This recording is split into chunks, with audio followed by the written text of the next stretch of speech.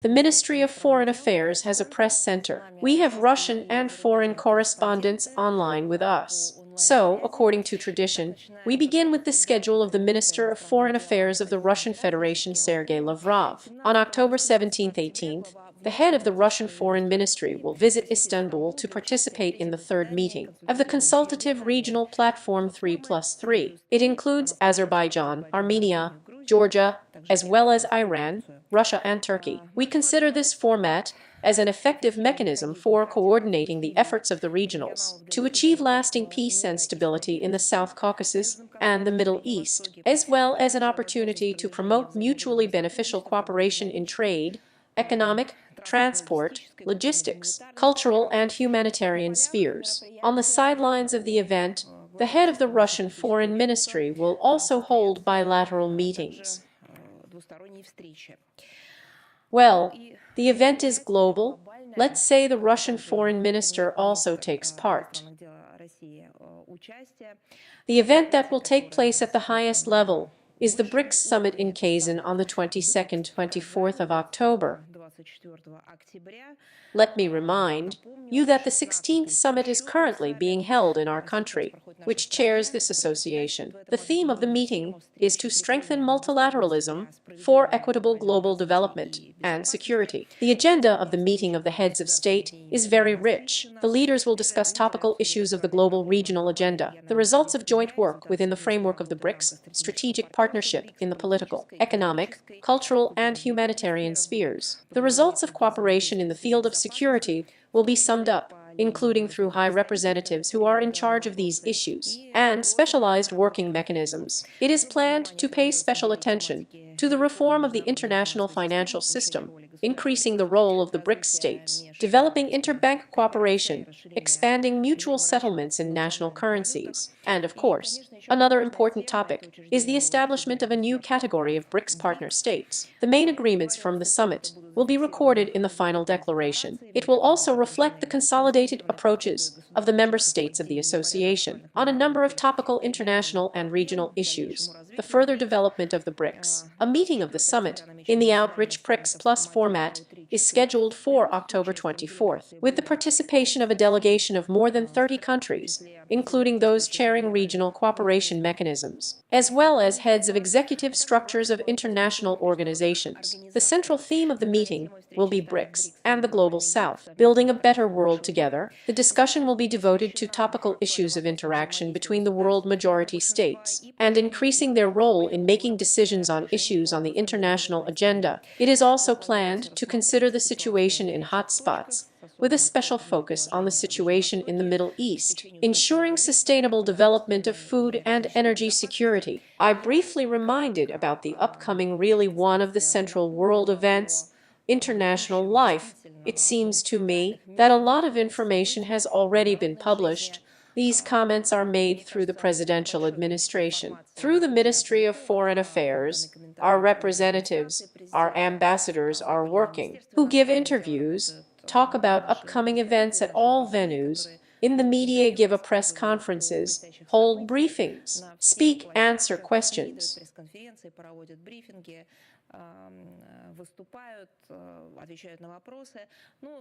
I think it was important to emphasize once again the main areas on which the discussion will take place. If there are any questions, we will be happy to answer them too. And, as a matter of fact, where I started, I would also like to mention that on the sidelines of the BRICS summit, Russian Foreign Minister Sergei Lavrov has scheduled a number of bilateral and multilateral meetings with our partners. We will inform you additionally about their schedule. Everything will be published on the website of the Ministry of Foreign Affairs and in our social media accounts. I also can't help but mention in connection with this topic that the annual meeting of the BRICS Business Council and the BRICS Business Forum will be held in Moscow on September 17th-18th. Let me remind you that the BRICS Business Council is one of the main mechanisms of corporate interaction. Within the framework of the association, the annual report will be approved at the event on October 17th. It includes the proposal and initiative of the Council's working groups. This document has been submitted and will be presented to the heads of BRICS states during the summit in Kazan. And on October 18th, the BRICS Business Forum will be held, which traditionally takes place on the eve of the BRICS summits, and serves as a useful platform for building ties between representatives of the business community of the countries of the association. And this year, panel discussions will be devoted to issues of financial investment cooperation, international trade, logistics connectivity, agribusiness development, strengthening food security, sustainable energy transition, and the role of technological cooperation in the implementation of the C Agenda. This agenda is a concept that identifies three main criteria by which the company's activities are evaluated. The addresses of the leaders of the BRICS countries are expected at the plenary session, and within the framework of the forum, the winners of the BRICS International Best Practices Competition and the BRICS Women's Startup Competition will also be awarded. A few more events from the schedule of the head of the Russian Foreign Ministry. As you know, the 8th World Congress of Compatriots Living Abroad will be held in Moscow on the 31st of October. Russian Foreign Minister Sergei Lavrov will take part in its work. The Congress is held under the motto, under the slogan Together with Russia. It will bring together about 400 leaders and activists of Russian communities from 103 countries of the world. It will be attended by the heads of the Federal Assembly of the Russian Federation, central and regional state authorities, non-governmental organizations, representatives of traditional religions, and of course representatives of the media. The scientific community will be widely represented. The program of the event includes 3 plenary sessions, 5 thematic sections. They are planned to discuss the most relevant issues for our foreign community of preserving traditional family values, preserving cultural and historical heritage, protecting the rights and legitimate interests of compatriots, promoting the Russian language,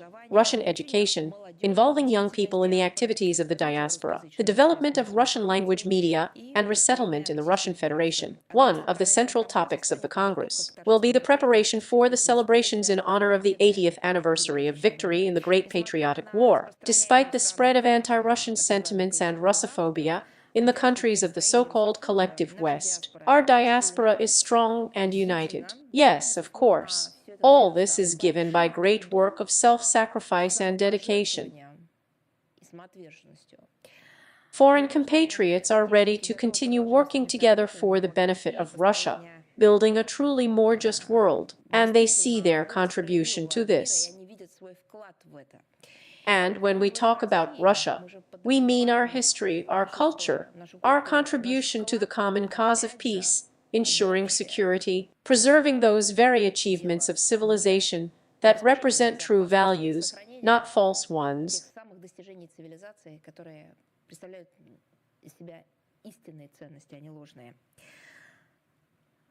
Our compatriots are determined to further strengthen ties with their historical homeland. In this context, which I have mentioned, we draw your attention to the fact that accreditation for the work of mass media at the Congress has already been opened. The link will be available in the text of today's briefing additionally. And one more event from the schedule of Russian Foreign Minister Sergei Lavrov. On the 31st of October, the 1st of November, a meeting will be held in Minsk within the framework of. We are talking about the Second International Conference on Eurasian Security. The Russian delegation at this meeting, at this event, will be headed by the head of the Russian Foreign Ministry. In his speech at the plenary session of the forum, the Minister of Foreign Affairs of Russia will touch upon the implementation of the initiative put forward by the President of the Russian Federation on the formation of an architecture of equal indivisible security in Eurasia, and provide Russian assessments of the current state of affairs in the field of continental security. Let's move on to the current international agenda. By tradition, I start the situation around Ukraine. Now I just can't help but comment on what was shown in the media. We are talking about another presentation of Zelensky.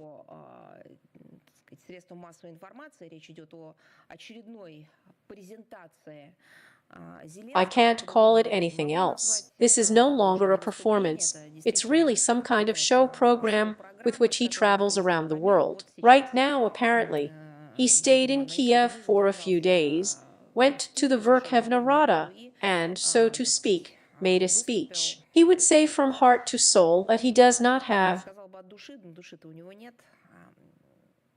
Speaking in the Verkhovna Rada, Zelensky presented another plan. He had a plan A, it failed. He had a plan B.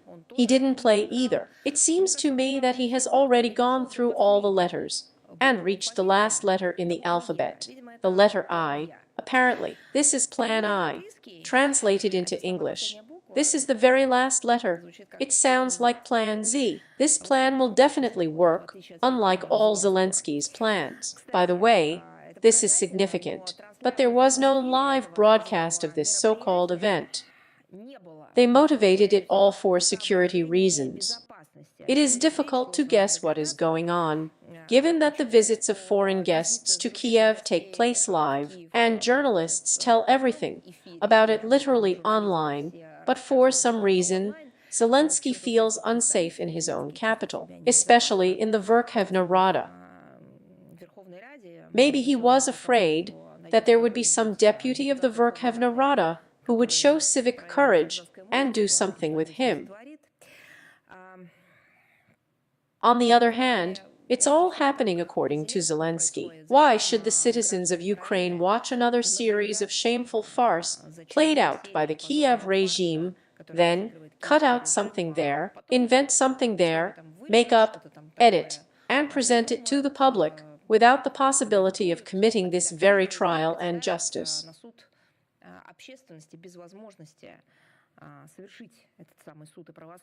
Well, as if it were another show. So here's to the text voiced by Zelensky. This, of course, is not a plan at all. This is a set of incoherent slogans. This is bloody foam on the lips of a murderer on a Nazi. The so-called plan contains 5 points. Another hysteria about Ukraine's invitation to NATO, which from Zelensky's point of view should be, as he said, evidence of determination and will show how partners see Ukraine in the security architecture. But I can just tell Zelensky, if he doesn't know, the partners have already, I mean the partners of the Kiev regime, have already demonstrated how they see Ukraine in the security architecture. In the coffin, they see Ukraine and Ukrainian citizens also in graves. That's why they brought this clown to power, who was supposed to finish off Ukraine as a state and kill as many as possible. This is the Western expression of Ukrainians. Furthermore, the next point is to strengthen the Ukrainian defense. Zelensky is going to achieve this, as he said, by point operations in certain places. Well, I was ashamed to name these certain places. How does he want to achieve this? It's in general. It's even ridiculous to say that through damaging Russian aviation together with partners, in other words, he pushes NATO members to a direct conflict with our country.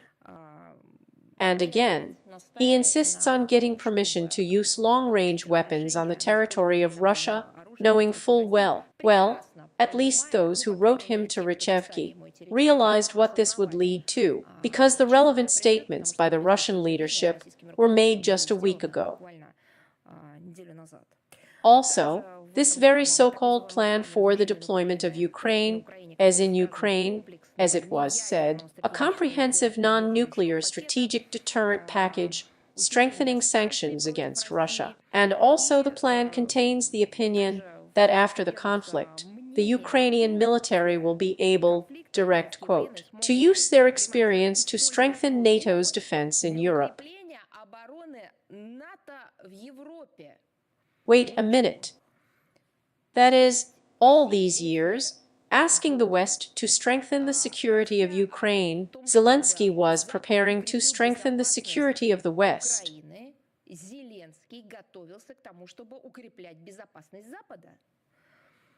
Well, I'm just wondering, where exactly will the experience of the Kiev regime be used? Maybe in Afghanistan, Libya, Syria. Where is it applicable? And I will answer this question. For example, on the African continent, because now the Kiev regime has demonstrated its so-called abilities. They have honed terrorist activities, and they know perfectly well that it can really be very useful to the West in this context. After all, neither Washington nor London has ever disdained using terrorist cells and elements to destabilize the situation around the world. That's what it's about. By the way, as it turned out, this so-called plan has 3 more secret applications, and it is claimed that the Kiev regime has already handed them over to its partners. And all of the above, according to Zelensky, will lead to the fact that the fighting will end no later than next year. You know, in the aggregate of all these items and secret sub-items, this is not a plan for Zelensky's victory. This is a plan for the troubles of Ukraine and the Ukrainian people. All of this is aimed at another extortion of money and the presentation of their terrorist capabilities. I think that today Zelensky has finally proved to everyone that Ukrainians are hated to such an extent that can be described as Ukrainophobia. Well, now directly about what they are doing there. The Ukranazis do not stop terrorizing civilians, subjecting them to daily shelling and drone attacks. In the period from the 8th to the 16th of October, 567 ammunition, 267 drones were fired at more than 80 settlements of the Belgorod region. 30 civilians were injured, including a 2-year-old girl. A civilian died in the Belgorod city hospital. He was wounded as a result of the shelling of the village of Yasny Zori on the 20th of August. Also, a woman who suffered from a drone attack in the village of Ustinka on October 12th. There are damages to residential buildings, social facilities, industrial, agricultural structures in the Isu. With the help of drones, petal mines were scattered near the village of Krasny Oktyabr, on one of which a civilian car was blown up on October 14th. Fortunately, there were no casualties during the week in the DPIE as a result of dozens of daily shelling by the armed forces of 155 millimeters, including the cluster type, the HIMARS multiple launch rocket system, and drone strikes in the same period. 5 people were killed, 25 people were injured, including 2 children. Arrivals in the Petrovsky district of Donetsk and Gorlovka were again recorded. There is a damaged school, a shop and a market, social facilities, places where civilians and mostly children visit every day, since we are talking about a school. The 13th of October in the city of Stakhanov is the LPR. A child was seriously injured in the explosion of a child's toy mined by Bandera. Well, I found it under a bench in the park, near the monument to Pushkin. I think that few Igilovets, a member of a banned terrorist organization, would have thought of such a thing. On the same day, Lysychanski, as a result of a drone strike on a civilian car, 2 people were killed and another wounded. In Crimea, 4 residents were injured during the shelling of the market. This is not a complete list of the atrocities of the Kiev regime. The investigative authorities of Russia record every crime. All those involved will answer to the fullest extent of the law. Now I want to talk about the atrocities of Ukrainian militants and foreign mercenaries of the Kursk region. Russian law enforcement agencies continue to receive evidence of war crimes committed by Ukrainian militants and foreign mercenaries of the Kursk region. In particular, the testimony of one of the captured militants is being studied about cases of bullying and murder of a Russian prisoner of war by Bandera for the refusal of his wife to fulfill their demands, including humiliating ones. The Ukranazist first shot our fighter in the leg and then shot him, videotaping his crime and the last words of the hero addressed to his wife. Russian servicemen reported finding gold teeth pulled out of drones abandoned by a few militants in the village of Novo-Alexandrovsk, Kursk region.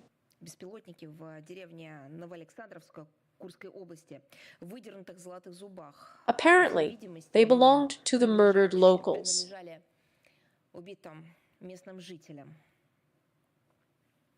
But this is a direct link to what we talk about all the time. This is the very trace. This is the very handwriting of the Nazis, who, as then, more than 80 years ago, not only mocked people, not only killed them, but literally dismembered them.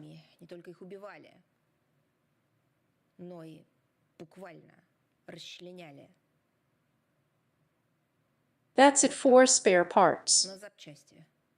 Separate skin, separate hair, separate crowns, teeth. What else does it take for UNESCO, the organizations of the UN system, the OSS and other international structures, law enforcement, I mean from the point of view of human rights protection? They call themselves that, human rights organizations of all stripes in the West, to break away from their methods and see what is really going on there.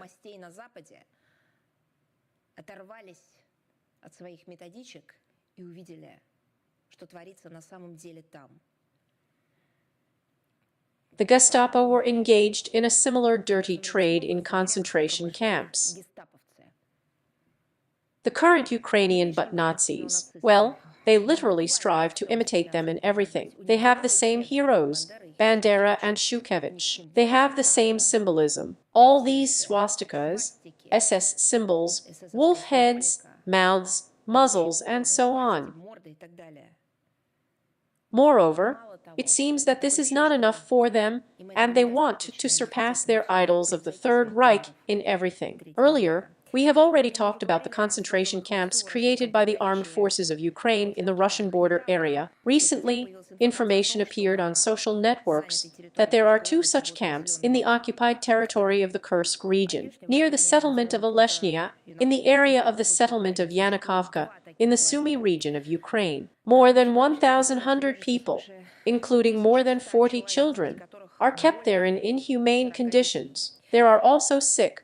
There are also seriously wounded citizens of Russia. Priests of the canonical Ukrainian Orthodox Church are also brought there. The prisoners of these camps, which were created, I mean camps in the image and likeness of the concentration camps of Nazi Germany, are subjected to physical and psychological violence on a daily basis. And it is possible that in the future, the Kiev regime intends to use them as a so-called exchange fund for the return of Bandera prisoners, whose number is constantly growing against the background of the successes of our army in the Kursk region and the Donbass. According to the Commissioner for Human Rights of the Russian Federation, Tetiana Nikolaevna Moskalkova, as a result of terrorist acts of the armed forces of Ukraine during the period from the 22nd to the 24th years, in the Belgorod, Kursk, Bryansk regions, at least 398 people were killed, including women, children, and the elderly. 1,157 people were injured. More than 1,000 residents of the Kursk region, forcibly removed by the armed forces of Ukraine in violation of humanitarian law, are wanted by their relatives. I want to emphasize once again,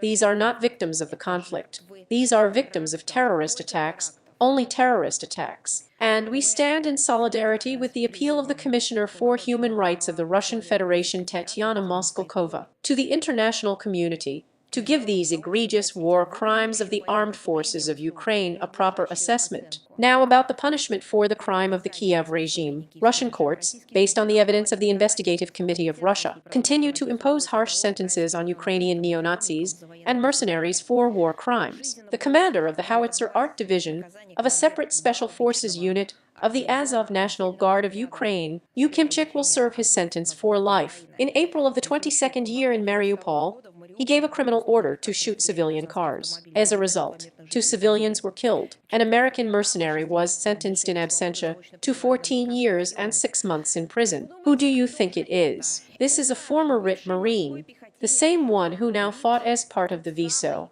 on the territory of the DPI. He is on the international wanted list. Who is this? The same Reith.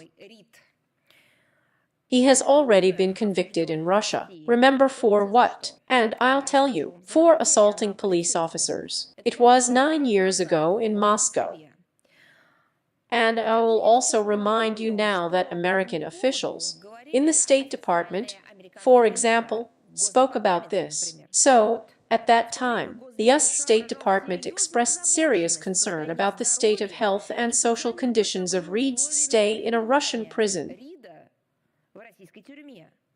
The then White House Press Secretary Jen Psaki stated, direct quote, "The U.S. ambassador to Russia Sullivan called the trial of Trevor Reed a mockery of justice. We, of course," Psaki said, "agree with this."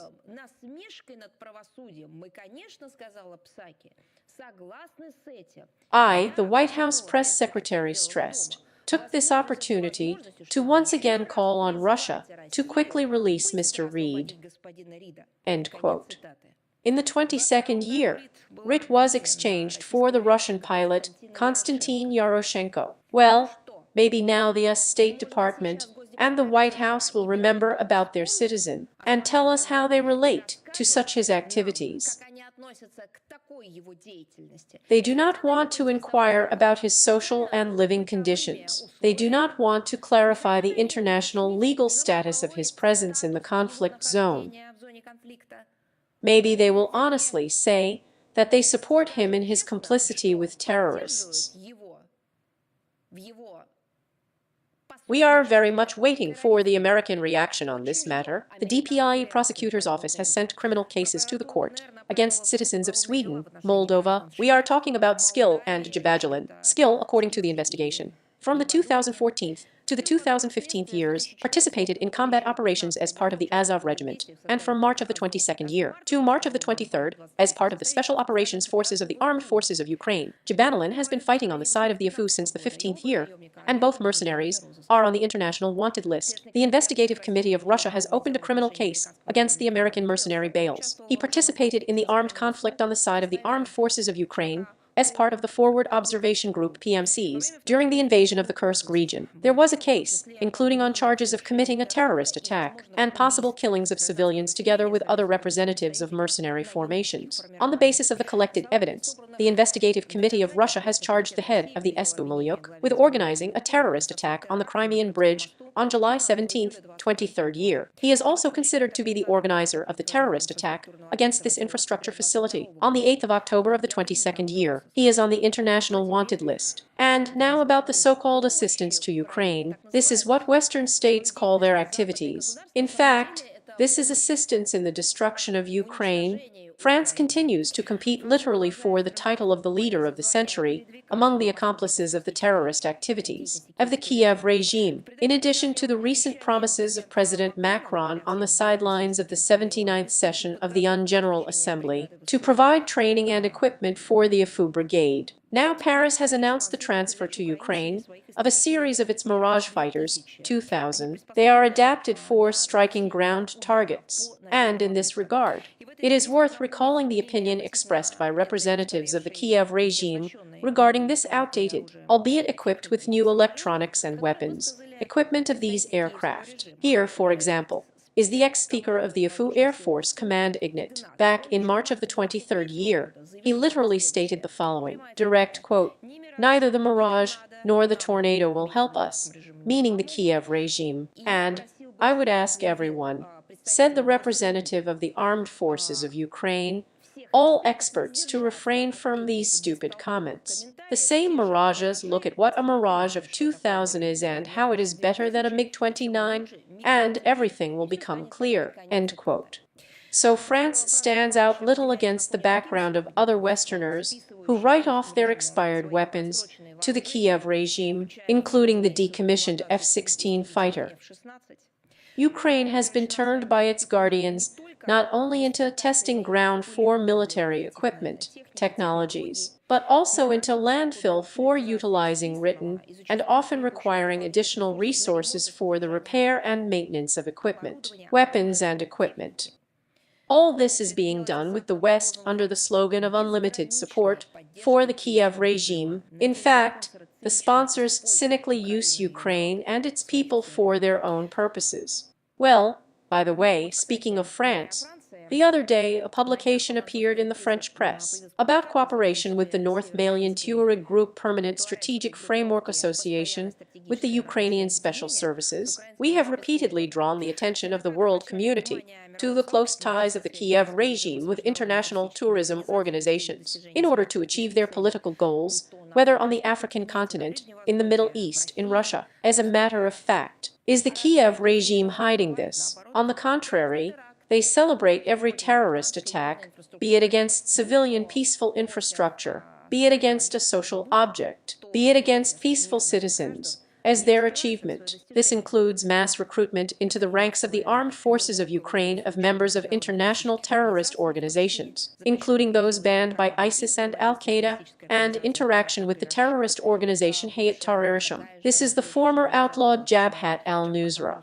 All this is in the Syrian province of DLP. This is unprecedented support for Islamists in the Sal region, which is very difficult from the point of view of ensuring security. It is no secret that the official representatives of the Kiev regime have previously openly declared their support for jihadist groups on the territory of a number of countries in the Sahara Sal region. Let me remind you that this was the reason for the decision of the Mai and Niger authorities to sever diplomatic relations with Ukraine, and the reason for a joint appeal to the UN Security Council in order to draw the attention of the international community to Ukrainian subversive activities in Africa. In this regard, the mentioned materials have become another confirmation of the cooperation of the Ukrainian special services with the anti-government formations of the Sal Sahara. This did not come as a surprise to us, but now it's becoming like this, one might say, a discovery for a Western audience.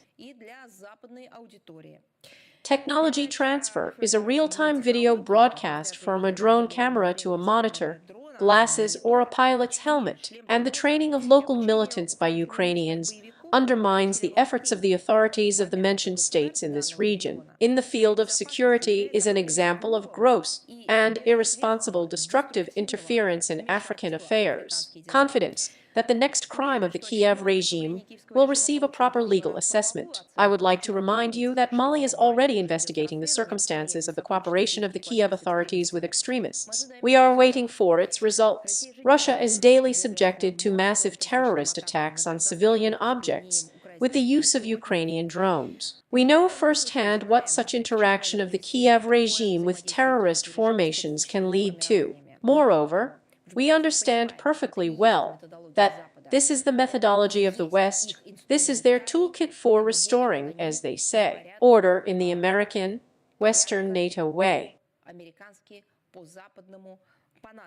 We will continue to fight these manifestations uncompromisingly with all available means, and assist the friendly states of the African continent in ensuring their security. And, as a matter of fact, even today, I have repeatedly appealed to the new history. Let me do it again. The fact is that on October 14th, Ukraine celebrated the next anniversary of the creation of the collaborationist Ukrainian insurgent army. Then it was created in 1942nd year. A lot of materials from Soviet and later Russian archives have been published about her crimes. The misanthropic nature of Bandera is not a secret for many in the West.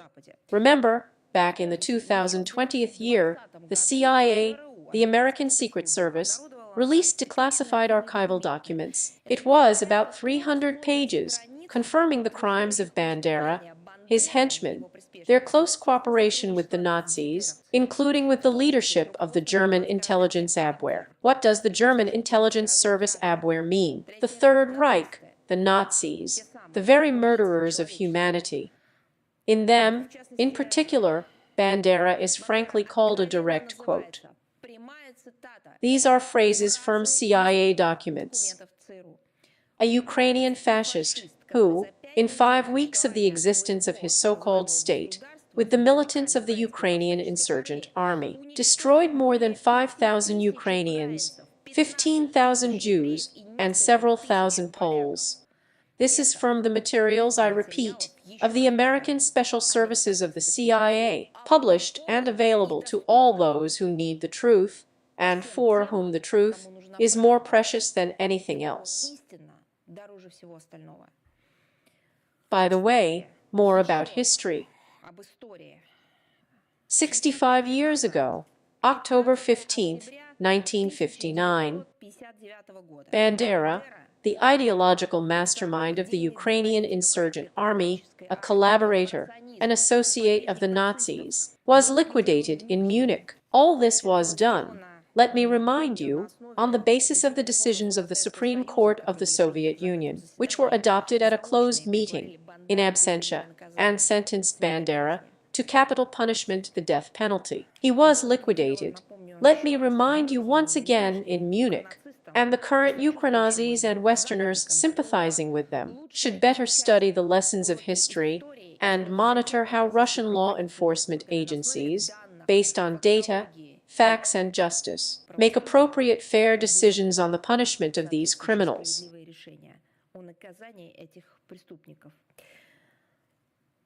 The fate of Bandera is predetermined. They are doomed to suffer another crushing defeat. They are doomed to shame, to disgrace. And even now, when they glorified and glorify, they literally canonized. And in many places in Ukraine, it seems to me that it was so.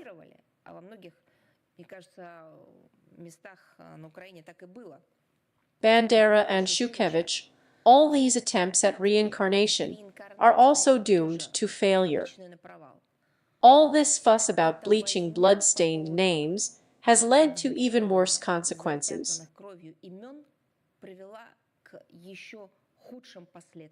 It turned those who tried to return to the historical pantheon of anti-heroes to the cliff, in the form of turning themselves into terrorists.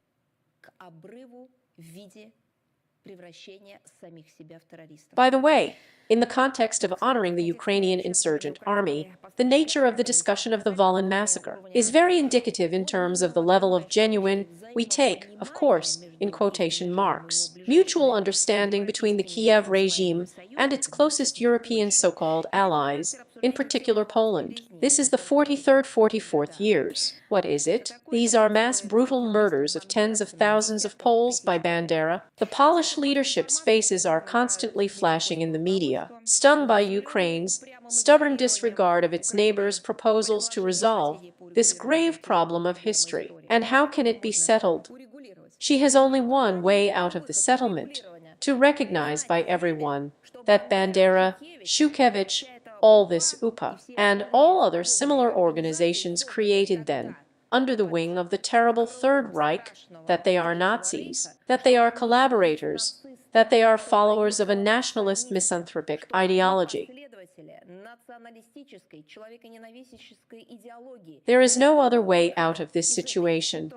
But no, when, after all, the entire ideology of the Kiev regime, the entire political strategy of the collective West will fall, turn into dust, and disappear, because only this keeps everything going. About the fact that allegedly those who now walk in Ukraine with swastikas, with SS symbols, are descendants, as they say, of pseudo-great Ukrainians who fought for their national identity and draw their strength from there, while the West draws money in colossal quantities. As soon as someone can find the strength in the West not to officially recognize, there is nothing to recognize. Just read out the decision of the Nuremberg Tribunal, read out your own certificates and reports, documents of that time, that recognized the evidence that Bandera and Shushkevich were collaborators, Hitler's henchmen. Everything will collapse. Everything will go away like smoke, like the fog will dissipate. Therefore, of course, the Kiev regime stands on its own. Warsaw can't do anything about it. In Kiev, they do not want to hear anything about the exhumation of the bodies of the victims of the Volyn tragedy. And in Warsaw, they refuse to make concessions on this issue, threatening to block Ukraine's entry into the European Union. Deputy Chairman of the Verkhovna Rada Kondratyuk added oil to the fire. She said on October 8th that the restoration of the memorial to the militants of the Ukrainian insurgent army in Poland should be the first stage of cooperation between the two countries to perpetuate the memory of the victims of the Volyn massacre. It's okay, right? In other words, Poles should erect a monument to those who killed, raped, burned, mocked, maimed them. I'd like to ask the Polish representatives, you don't like it, do you? And what do you think we should have liked? Why do you think that we had to put up with the fact that monuments to our heroes are being demolished, and in their place, monuments to anti-heroes should be erected, to those who killed us, burned us, destroyed us as an ethnic group, as a culture, as an identity, as a country and people. Yes, this is a manifestation of the so-called gratitude in Kiev, in a neo-Nazi way, for the comprehensive assistance of an ally, as they now call the anti-Russian coalition. This is evidence of impunity and permissiveness to which the Zelensky regime deliberately accustomed the West. This is a manifestation of their blackmail. They can do anything. This is exactly what Washington and London have issued an indulgence for. Now reap the benefits in NATO. Now deal with your infant terrible, with your monster that you raised. But there are things that become literally an incredible embodiment of courage and perseverance. The news about Elena Chesakova, a resident of Odessa, flew around social networks. You probably saw these shots on the 7th of October. She unfurled the Russian flag at the site of the demolished monument to Catherine II and tried to publicly express truthful assessments of the conflict around Ukraine. She was detained by the police. On the videotaped interrogation, she stated that she would never forgive the bloody crimes of the Ukrainian Nazis. On May 2nd, the 14th year in Odessa, and the AFU in the Donbass, she expressed support for the Russian world, Russia. She named the main culprits in the fratricidal conflict of the Slavic peoples, the United States and NATO, and called on the Ukrainian and military who were not poisoned by the Bandera virus to lay down their arms. She expressed her civic position. She was put behind bars for this. Now she faces some kind of prison, obviously, reprisal. What is it? And I'll tell you what it is. This is anti-fascism. Yes, just like the anti-fascists in the 30s and 40s, with the cost of their lives. Not that well-being, and not that security, about life. They didn't just protest, but it's impossible to talk about it emotionally when you realize that one woman can do something that becomes a real heroism within the entire planet.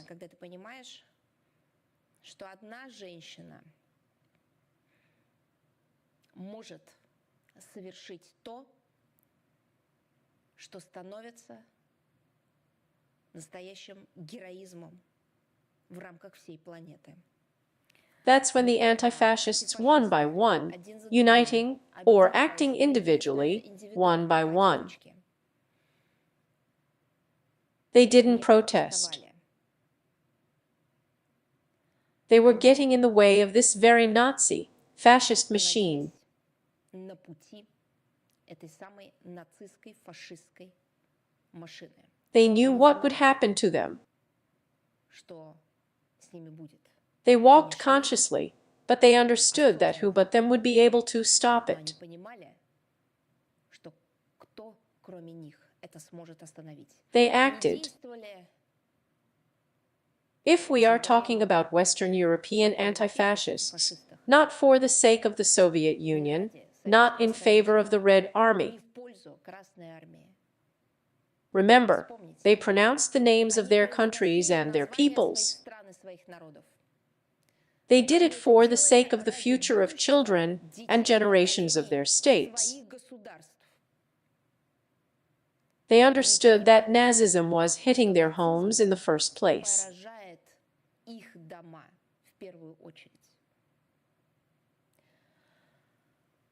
I do not know how the fate of Elena Chesakova will turn out.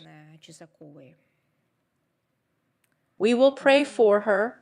We will do everything to call on the international community to finally pay attention to the people who are going against this very collective West, including standing up alone like this, understanding what it will lead to.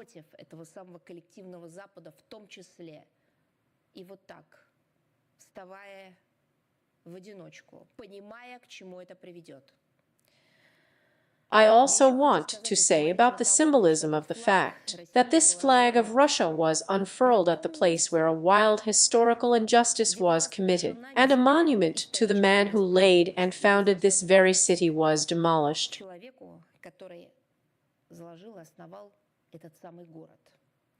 It's like a point at which, well, literally everything is generated, all the pain, all the protest against the monstrous dehumanization and trampling of the true and truth that we are seeing now in Ukraine.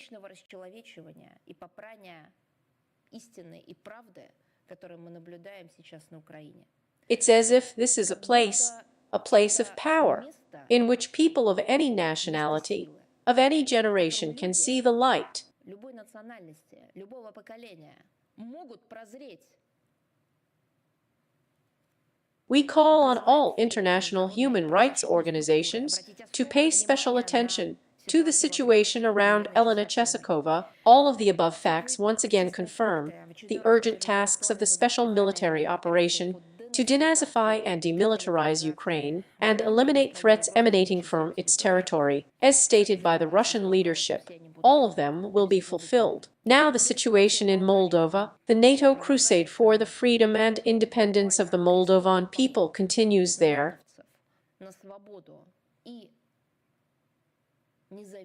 There are a few days left until the upcoming presidential elections and a referendum in this country on October 20th. They are dedicated. I mean a referendum on the expediency of joining the EU. Moldovan experts have already assessed the actions of the authorities.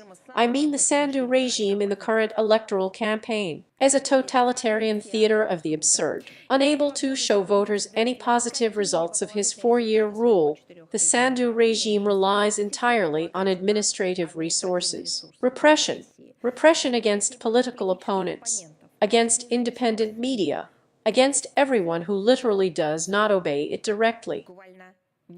October 9th, in the absence of any grounds, the police confiscated the propaganda materials of the Party of Communists of the Republic of Moldova by the printing house. Why on earth? Is this a banned party? Is it a party that publishes prohibited content or prohibited materials? But no. October 13th, a similar fate befell the Party of Newspapers of the Renaissance political formation. The mentioned publications simply expressed their own vision of the situation. They believed that Moldova did not need to join the European Union. That's it. Their fate is already sealed. October 10th, for Moldovan users, the telegram channels of a number of opposition deputies of the National Parliament, the head of Gagazia, Yevgeny Gutu, and several Moldovan mass media were blocked. On October 11th, it became known about the removal of 7 accounts banned in Russia on Facebook, Instagram. Let me remind you why they were banned: because they spread extremist information. 23 pages were deleted from 20 accounts, which contained criticism of the current president and calls to vote in a referendum against European integration. Russians. Imagine, this is the same West that is now breaking down and attacking the freedom and independence of Moldova, which in these same own social networks and on its own internet platforms said that killing Russians and calling for the murder of Russians is, in the opinion of these extremist networks, normal.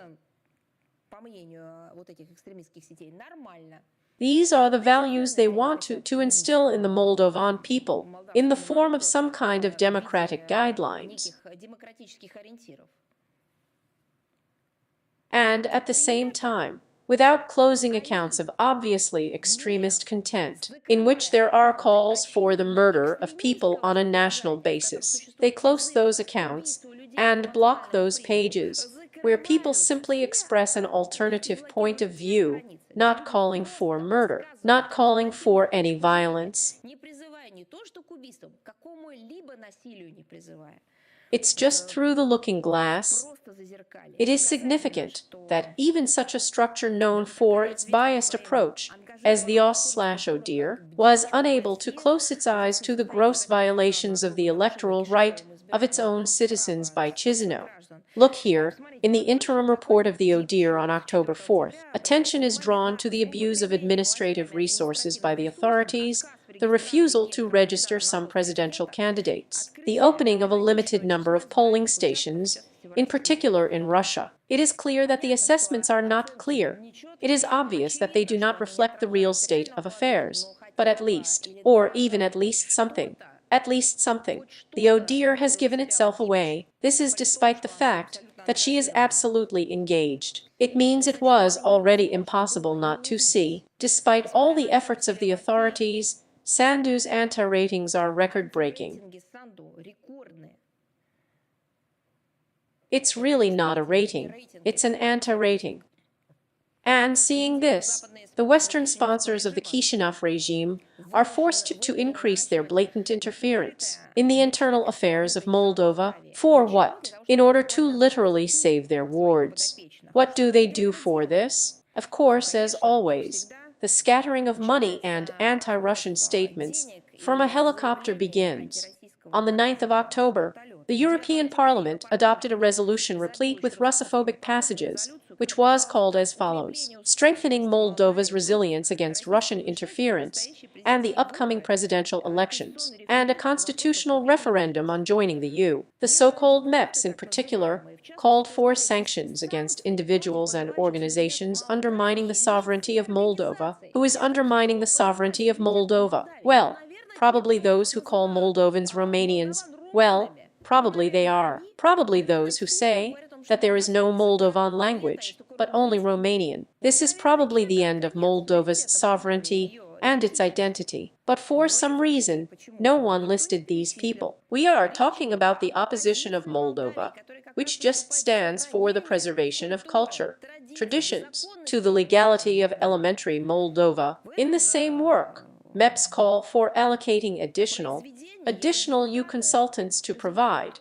direct, quote, technical assistance on EU accession, and to increase support for the Center for Strategic Communications and Combating Disinformation of Moldova, which Moldovans themselves call the Ministry of Truth. Well, the same according to Goebbels. On October 10th, during the visit of the head of the European Commission to Chisinau, Ursula von der Leyen openly campaigned for Sandu. Well, in general, it's in their rules. I'm just wondering. She has already sent a letter of congratulations to Sandu, as Allen once sent a letter of congratulations to Hillary Clinton, even before the elections ended in the United States. She also, Ursula von der Leyen, announced a European, direct, quote, growth plan for Moldova. Here is a large part of this so-called growth plan allocated in the form of a loan. The sum is beautiful, wonderful. It is really great. 1.8 billion euros. Only a small nuance, an asterisk, a footnote, that for some reason no one sees, and no one pays attention to it. The fact is that it's all on credit. It's not a gift, it's not humanitarian aid, it's not gratuitous support, it's a loan. And no one asks the question, but who will give it away, and how, and from what funds, and who in general, having received it, and how it will be disposed of. It does not matter. Now it is important to voice a beautiful figure, and at the same time keep silent about the fact that all this is in debt. This is the real Western, not mythical Russian interference in the internal affairs of Moldova. October 4th, the EU Council imposed sanctions for attempts to destabilize the situation in Moldova. Who are these sanctions against? Against 5 individuals and legal entities, including the head of Gagazia Yevgenia Hatsula, the founder of the autonomous non-profit organization Eurasia, Nelly Prutenko, and the said organization itself. It is noteworthy, however, that in an effort to keep Sadu in power by all means, the West is increasingly talking about its true interests in relation to Moldova. Recently, the ambassador of the European Union in Chisinau, Janis Mozhaikis, said that as a result of Moldova's European integration, Western multinational corporations will receive.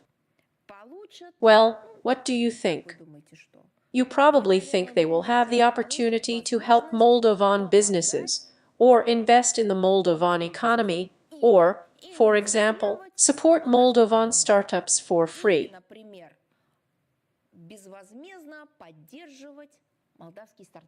But no. Western multinational corporations, as the EU ambassador in Chisinau openly said, will have the right to buy up the country's land fund. That's it. The curtain. What the fascists and Nazis failed to do then, 80 years ago, who first tried to occupy and subjugate the land, thinking that it was their property, their patrimony forever, and then simply exported Chernozem from the Slavs, stealing their own fertile soil. Now it is being done by the hands of multinational companies.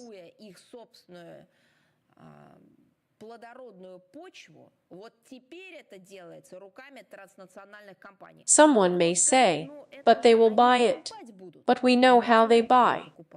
We know that all this will then be replaced, as if by the fact that Moldova owes a lot, overdue loan repayments, does not have the opportunity to pay off creditors.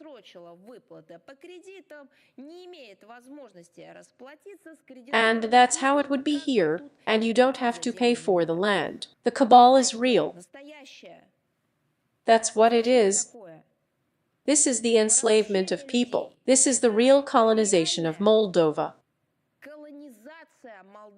This neocolonialism is terrible. This is exactly the same slave trade, only in a new way in the flood of the 21st century, when on a mirror. And now it's not even a mirror anymore. Previously, at least the natives brought mirrors, but now just pieces of paper on which some numbers are written. So in exchange for these pieces of paper, all the most expensive things that an agrarian country can have are simply taken away. And this is, of course, Moldova, an agrarian country. What could be her most precious thing? Earth. On October 8th, Romanian MEP Claudiu Târziu pointed out in a microphone that Moldova's accession to the European Union is possible only if the republic completely secedes from the CIS before the Russification of the country and the demolition of Soviet monuments. And what kind of Soviet monuments are these? Well, let's think. What kind of Soviet monuments are these? The first is the monuments to the heroes of the Great Patriotic War, World War II, who fought against Nazism. The second one is monuments and memorials to great figures of science, culture, art, and are common, and directly Moldovan ones. Because it is necessary to erase the Moldovan identity from the point of view of the West, we need to do everything so that children in Moldova do not know either their heroes or those people who forged not only victory, but also prosperity in Moldova, achieved the results of science, culture, and art. And the third, of course, are the very monuments that were erected in the name of peace, in the name of friendship, indicating the main priorities of the peace-loving Moldovan people. That's what needs to be demolished from the point of view of, as he calls himself, a Romanian MEP. One of the pro-government Moldovan propagandists agreed on them to the point that Sandu's victory in the upcoming elections is necessary to preserve Moldova as an important logistics hub in the supply of Ukraine. Of course, and by the way, all of this is true. It's a tool. This is the very point on the map that is needed as a realization of the geopolitical aspirations of the West. At the same time, the West would not be the West if it tried to keep Moldova at its own expense, with its own money. No, they are used to walking in the West at someone else's expense. This is done at the expense of Moldovans themselves, because most of the financing allocated to the Republic, I repeat, is loans, and it is necessary to give these loans to future generations of the country's residents. They are directly dependent on the money that Sandu will receive now, and which she will already have stolen. According to the IMF estimates, only from January to June of the 24th year, Moldova's public debt increased by $330 million. This is a huge amount for Moldova, especially considering that during the mentioned period, the negative trade balance of the republic amounted to over $3 billion. These are the real results of the work of the current Moldovan authorities, their policy of rapprochement with the Congress, the break with Russia and other CIS countries, for which Moldovan voters are called to vote. I am sure that Moldovans understand into what abyss the current regime and its Western curators are leading them, pushing them. Here is about the situation at the sites of the East Asian Summit. As you know, it is not the first year that the West has been trying to cover up with its unscrupulous maneuvers the line taken by it within the framework of the Indo-Pacific strategy, as they call it, to reduce the functionality of multilateral axis-centric structures. This also applies to the situation that is developing today around the work of the East Asian Summit, abbreviated, as you know, VLA. Since its creation in 2000, this mechanism has focused on issues of inclusive practical cooperation between the ASEAN state and dialogue partners. Initially, 6 basic industry directions were identified. These are the economy, energy, environmental protection, healthcare, finance, emergency response, and the applied abstract of the SAC was seriously expanded in the 2017 year with the adoption of the Manila Action Plan. This is the roadmap of the association's activities for the 18th and 22nd years. It includes the topics of interconnectedness, food security, in order to increase the practical impact of the forum. A special group of permanent representatives of the EEC member countries was formed at the ASEAN. The sphere of responsibility of this structure included the tasks of implementing leadership decisions. This line of ASEAN partners, with the active support of Russia and China, made it possible to develop and approve a number of documents that are important from the point of view of consolidating regional cooperation, both on the sustainable development agenda and responding to cross-border problems and challenges until the 21st year. Wherefore, all the years, the United States and its allies, primarily from the pro-NATO Asia-Pacific states, are the 4 so-called Japan, South Korea, Australia, and New Zealand, so they, as part of their Indo-Pacific course, and it is aimed at reformatting the cooperative landscape of the according to block patterns and standards. Began on a systematic basis. The basis is to obstruct the productive work of the site for you. Let me give you some examples. In the 20th year, at the height of the COVID-19 pandemic, a paradoxical situation developed when a group of countries, which I have already named, this is the very 4, diligently erased everything concerning practical cooperation from the draft leadership declaration proposed by Russia and supported by OSIAN on increasing regional anti-epidemic potential in the format of 18 all-Russian states. 20th year, if after the 22nd, they motivate everything, as they call it, with the alleged aggression of Russia, then in the 20th what? If there was any aggression on the planet, it was a pandemic, COVID-19. Why was it necessary to put sticks in the wheels even then? Yes, the nature of the West is like that. As a result, the application was accepted. The work on its implementation about the West Wing has been stalled up to today, literally blocked. The West refuses to implement all this and work on it, on the implementation of this document. A similar fate befell with no less difficulty the document agreed in the 21st year on strengthening cooperation in the field of tourism as one of the tools for artificially suppressing the negative economic consequences of the pandemic. Russian appeals, open expert contacts, ministerial dialogue in this area. All of this is also being put under the cloth from year to year, blocked, washed out in practical terms as always, and of course, the peak of the destructive behavior of the West was the blocking in the 22nd year, literally at the last minute before the summit, of almost ready-made statements by leaders on the topic of promoting volunteerism. Volunteering is what prevented the West and the development of energy cooperation. This has already been proposed by China, but not only that was blocked. I'm just giving 2 examples. With no less enthusiasm, the Western group in the 23rd year criticized the Russian proposal to adopt a detailed and well-developed version of the EEC action plan for the period from the 24th to the 28th year, as well as our idea. You initiate a review of the accumulated baggage of leadership decisions during the existence of the association. Already on the mentioned site, there were 44 documents on this list. For what? In order to. What was it for? In order to determine the next steps to implement these decisions. But all this again came across an unwillingness to work normally on the part of Western states. Instead of concrete work in a region-wide format, the East Asian Summit was given a place in the system of priorities of the West as a platform for replicating ideological narratives, as they say, in the style of an order based on rules. At the same time, all practical interaction in the regional field of the United States and satellites are trying to translate into a system of alternative Asia, American-centric narrow-block mechanisms and partnerships that they are creating. Now there are more than a dozen of them. This year, at all stages of preparation for the summit, Russia has consistently defended the applied importance of the EEC in the context of ensuring sustainable economic and social development of the region. We supported a practice-oriented draft document initially presented by the Lao chairmanship. We urged not to make statements, to make this statement hostage to geopolitical ambitions. In other words, they called for constructive,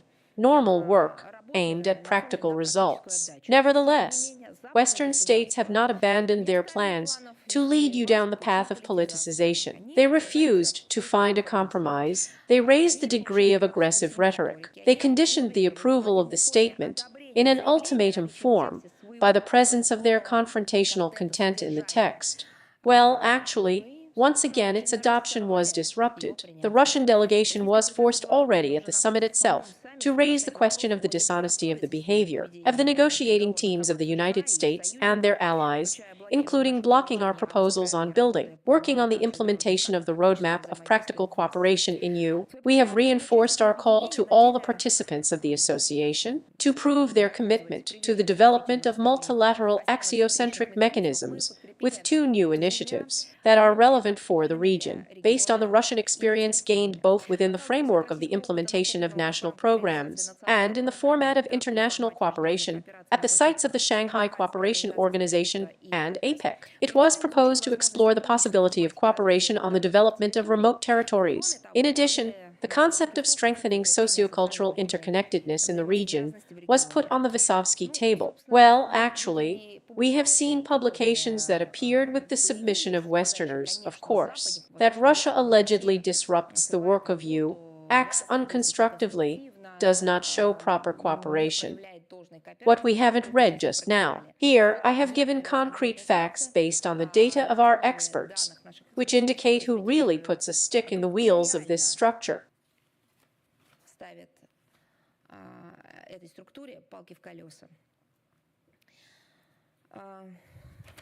A few more topics from the life of the so-called exceptional and their wards.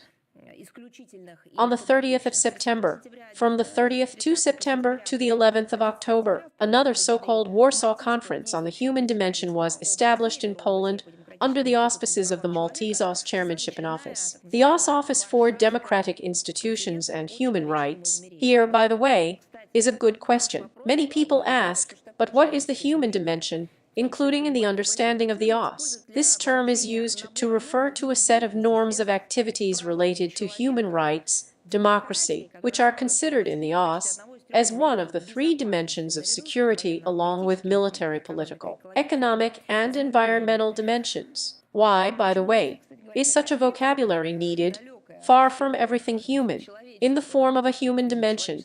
Well, the question is probably worth asking now. Well, this event, organized for the third year in a row by the OSCE group of countries, is an absolutely illegitimate substitute for the consensus annual coverage on the review of the fulfillment of state participants' obligations. In the field of the human dimension, the official delegation of Russia, with which a number of other countries are in solidarity, boycotts this meeting for reasons of principle. At the same time, representatives of Russian civil society continue to take part in the conference, who are trying to convey an alternative Western point of view to a wide international audience. Unfortunately, that is why, from year to year, they face many obstacles that Poland, as the country in which the ODIHR headquarters is located, where key human rights events are held through the OSCE, poses to them. What is applied to civil society?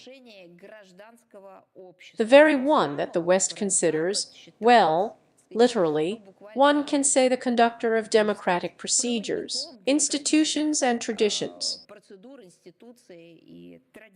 Entry to the station lists, visa refusals, many hours of delays and interrogations at the airport. This is how civil society and its representatives are respected in the West.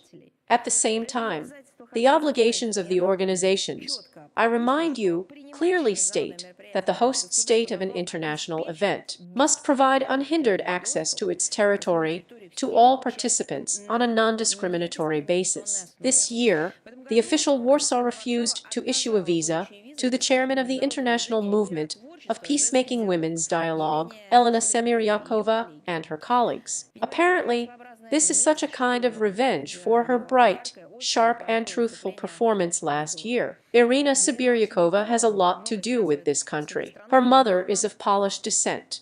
By the way, she fought on the territory of Poland, liberating it from the Nazis, and she herself maintains close ties with many Polish public organizations. However, for official Warsaw, all this does not matter. Visa no further.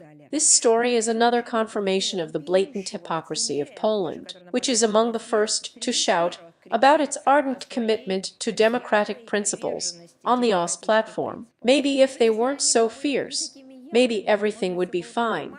But this rage apparently spoils everything.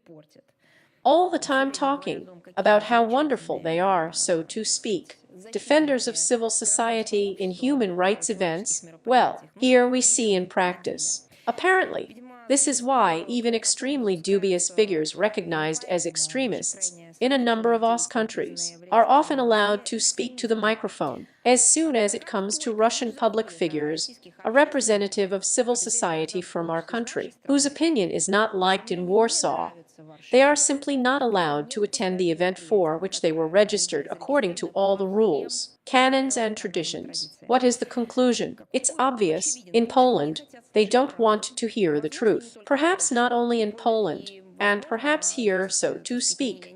It is not the responsibility of Warsaw alone. They do not want to hear the truth about such serious problems in the OSS area as rampant aggressive nationalism and neo-Nazism, oppression of the Ukrainian Orthodox Church, attempts to eradicate the Russian language in Ukraine, a large-scale attack on the rights of the Russian-speaking population in the Baltic states. And all this proves once again that Poland has long lost the right to act as a host country of international structures and OSS events. That is why Russia and a number of other countries insist on moving the headquarters of the TIPCHI and all OSS activities to another state. And those who run Warsaw, like the senior patrons in Washington and Brussels, should think about whether they are ready to lead the organization to the cliff in the name of their momentary political interests.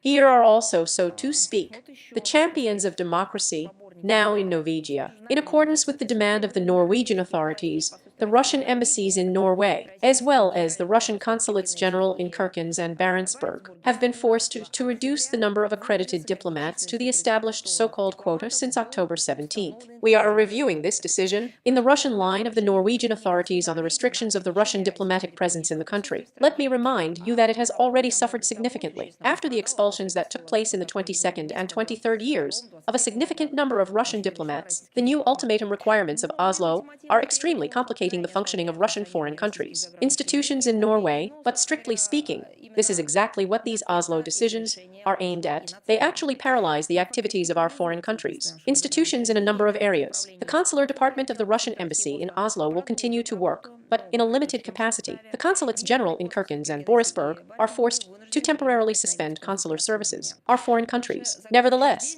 the institutions will continue to make all necessary efforts to ensure the legitimate rights and interests of Russians living in Norway. Consular offices will resume functioning as soon as the algorithm of work in the new conditions is developed. We recommend that Russian citizens follow the information and updates on the information resources of Russian foreign countries. Institutions. We will take into account this next unfriendly step when building a further line against Norway. Our response is sensitive. We promise this. Actions will definitely follow from the Norwegian side. Italy has not done its best, so to speak, its act these days, from the 14th to the 18th of October. the 75th International Astronautical Congress, is being held in Milan. It is one of the world's most authoritative platforms for exchanging opinions and discussing the prospects for the development of the space industry. The event of the International Astronautical Federation annually unites over 5,000 participants. These are the heads of space agencies, of course, cosmonauts, scientists, specialists from different countries, the State Corporation for Space Activities Roscosmos, a number of organizations of the Russian rocket and space industry. I remind you, have been permanent members of the Federation since 1993. Every year, they transfer membership fees to the organization's budget. By the way, Russian representatives have been repeatedly elected to the governing bodies of this federation. This year, a representative Russian delegation headed by Yuri Borisev, Director General of the Roscosmos State Corporation, was planning to take part in the Milan Congress. Official invitations were received from the President of the International Astronomical Federation. By the way, this is a US citizen, but this did not prevent him from acting within the framework of his own rules approved by the Federation. They also received an invitation from the president of the Italian Space Agency. Despite this and despite the full membership of the Russian Federation, the absence of financial and other debts, despite compliance with the necessary formalities, including payment of participation fees, expenses for flights and accommodation. What do you think happened? The Italian government did not issue visas to the Russian delegates. I understand that Italy is a great space power and can probably compensate for the absence of the Russian delegation.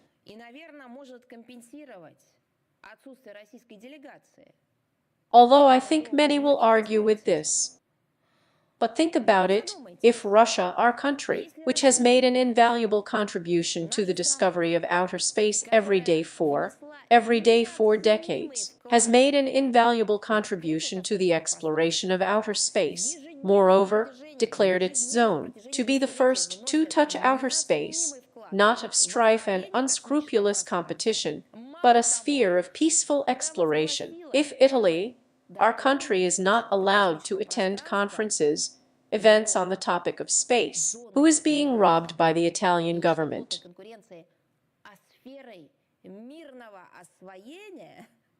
Если Италия ее, нашу страну, не пускает на конференции, на мероприятия по теме космоса, кого обворовывает правительство Италии? Who makes it worse? Our achievements in space, well, in general, it seems to me that they do not need any advertising. Moreover, after all, Russia generously shares them with all other countries that do not have such potential, that do not have their own capacities, their space capabilities for the delivery of astronauts or cargo. There is no possibility to create a space station or take a place on the International Space Station. They cannot make manned flights and trips with their astronauts, cosmonauts, various targets there to orbit.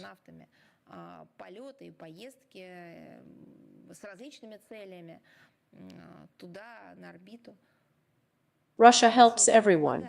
Russia is ready to provide and is providing opportunities, and how many cosmonauts around the world have been using these opportunities for decades? Who is being deceived by the Italian government when it does not issue visas to Russian representatives, myself and my own people? Moreover, it also puts it in the stupidest light. Of course, we are outraged by another unfriendly step of official Rome, but more than that, well, it's the same. It's a shame for Rome to do such things. The Italian side has again grossly neglected the obligation of the country hosting a major international event. We regard this as nothing but an illegal, unjustified decision to refuse to issue visas to the Russian delegation. We consider this as another manifestation of the Russophobic course of the current Italian leadership. Rome's decision completely contradicts the goals and objectives of the Federation, undermines the foundations of international cooperation in the field of research and peaceful space exploration, and deals another blow to Russian-Italian relations. They are already experiencing the deepest crisis since the end of the Second World War, because of the actions of the Italian leadership. Such approaches of the Italian side contrast with the honest, open policy of our country when holding international events in Russia. Let me remind you that in the 21st year, an international conference on space exploration was held in St. Petersburg. It was organized by Roscosmos and the International Astronautical Federation. Despite the restrictions associated with the COVID-19 pandemic, our country has fully fulfilled all its obligations to the Federation to issue visas to foreign participants of the conference. And let me remind you how many restrictions have been introduced in the world in order for people to cross borders. We have fulfilled all our obligations. Now official Rome has once again confirmed, well, literally some kind of groveling before the collective West to its own detriment, ridiculing itself in the international arena. Well, if they had listened to the truth better than Russian representatives on the topic of space, then in Italy they would have been enlightened. Once again in Rome, they demonstrated that they do not use clean methods. They resort to unilateral destructive steps. All this is needed for, apparently, in order to serve Washington. Well, there is simply no other view here. And Washington needs this in order to prevent the formation of a multipolar world, which is obviously manifesting itself somewhere, at least in some way.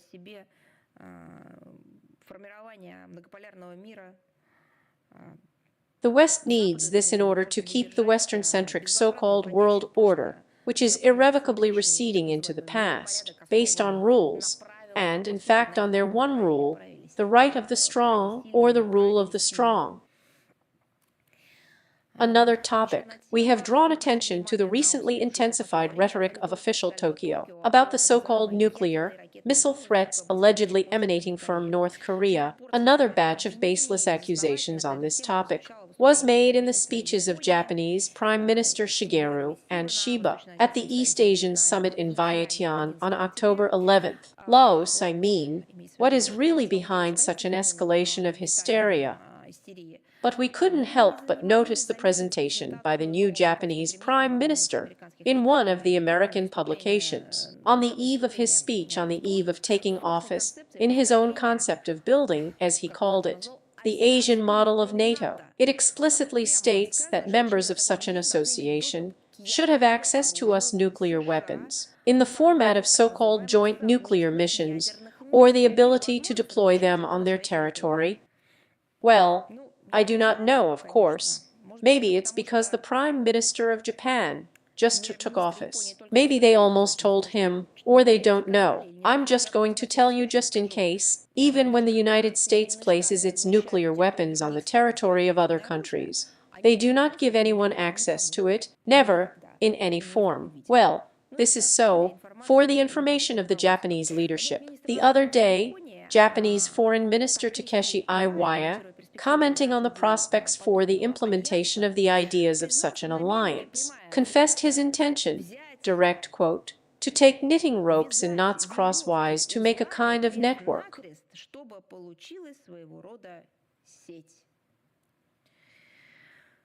I have such a question, but for whom is this network intended? Maybe it's a trap for ourselves. Well, in general, in Japan they calculate at least one step forward on the floor. In general, they imagine what will happen in the region if the Americans also place their nuclear weapons in Japan. We ask our question, and this will lead to what? A wrong answer leads to greater security, and the right answer leads to the collapse of any stability in the so long suffering region.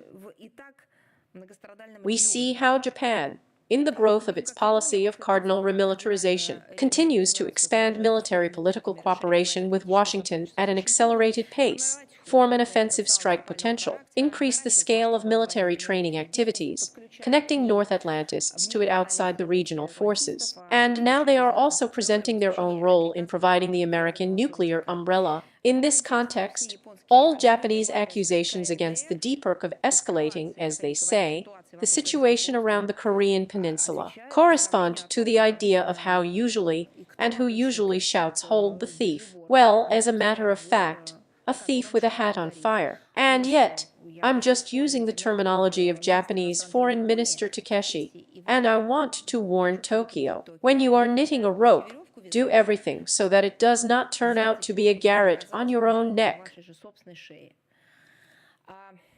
And another region of the Caribbean country, on the 25th-26th of October, Samoa will host a summit of leaders of the Commonwealth of Nations. The results of this meeting may have the most unpleasant consequences for London, including in financial terms. 15 member states of the CARICOM Trade and Economic Association, some centers of the plantation economy, and the slave trade of the British Empire intend to demand from London the payment of reparations in the amount of at least $260 billion for a century of slavery. This amount is by no means final and can be significantly increased if a refusal is made at the Commonwealth Summit.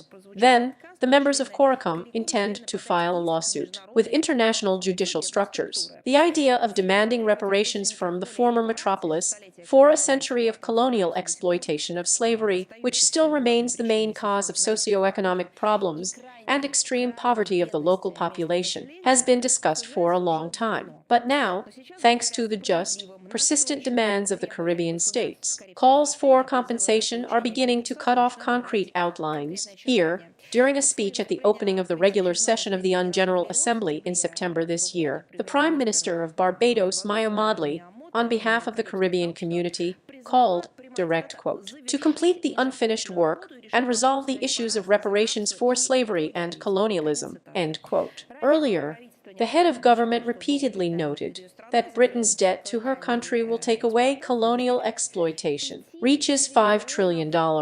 I would like to remind you of a fact that even the British recognize with us. Of the 193 recognized states, Britain did not take part in interfering only in the affairs of 22 countries. The expansion of the British Empire became geographically the most extensive among other Western European states, covering almost all regions of the world. Seizing rich countries and territories, the British then siphoned off resources, used these countries as raw materials, appendages, markets for their manufactured goods, and ways to replenish the slave trade or slave markets.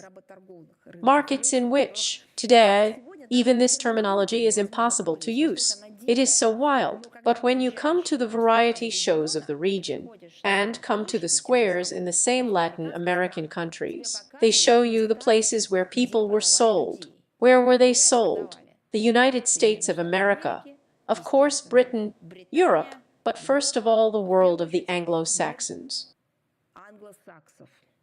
Today, in the colonial dependence of Britain, I remind you, there are 10 non-self-governing territories, as they call it. If we use the classification, he is part of them. In the Caribbean, these are England, Bermuda, the British Virgin Islands, the Cayman Islands, Montserrat, the Turks and Caicos Islands. Literally in early October, after a long-term territorial dispute, an agreement was reached with Britain on the return of the Chagos archipelago to the sovereignty of Mauritius. It would seem that it is worth rejoicing, but otherwise Diego Garcia, where the Anglo-American military base is located, remains under the control of the United States and Britain for the next 99 years. The brutality with which the British carried out their colonization policy was not only well known then, but also well documented. The colonial machine in Britain literally crushed millions of people on various continents, and it is possible to speak with all grounds about the responsibility of the British for the genocide of the peoples of the world. Cravenly seeking to evade responsibility for the crime of the past,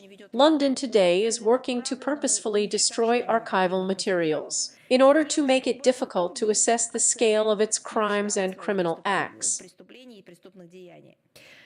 At the same time, the colonial period with the filing of the élite for British society still largely remains a factor. You will not believe it, but a specific system of values is firmly rooted in national pride.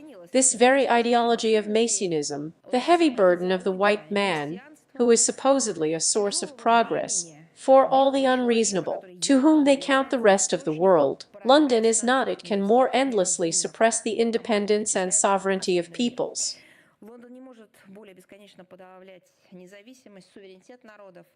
Russia supports the Caribbean countries in their quest to receive fair compensation from Britain for the past, current grave consequences caused by colonization and neocolonialism. And these are not just words and concepts. This is the heaviest burden that has fallen on the peoples. This is not just oppression. This is bullying. This is exploitation. This is not the absence or non-realization of human rights. This is, in principle, the removal of such a concept as rights from the lives of entire peoples by generations.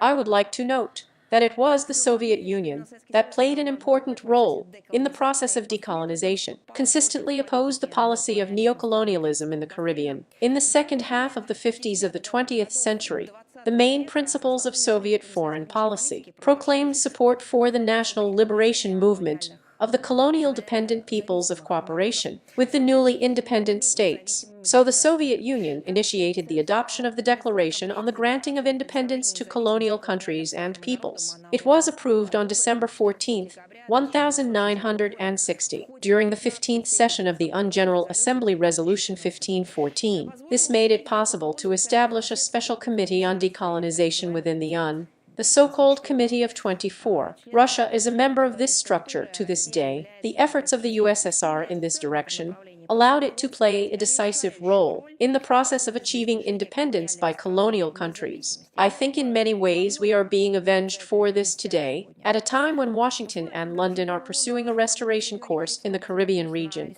ideologized, in fact, on a colonial policy in the spirit of the Monroe Doctrine. The Caribbean states that are really young by historical standards are striving to defend their sovereignty and the right to an independent path of development. And Russia consistently reinforces this attitude in its partners, supports the Caribbean countries in their aspirations to receive fair compensation for the past and current grave consequences caused by colonization and neocolonialism. By the way, about the UN. After all, on the 24th of October, the world community will once again celebrate the United Nations Day. It was on this day in 1945 year that the UN Charter came into force. It has become the cornerstone of international law. He proclaimed the fundamental principles of interstate communication, including sovereign equality, non-interference in the internal affairs of self-determination of peoples. These norms have passed the test of time and serve as a guarantee of ensuring the harmonious coexistence of all countries. Today, humanity is facing an expanding range of challenges,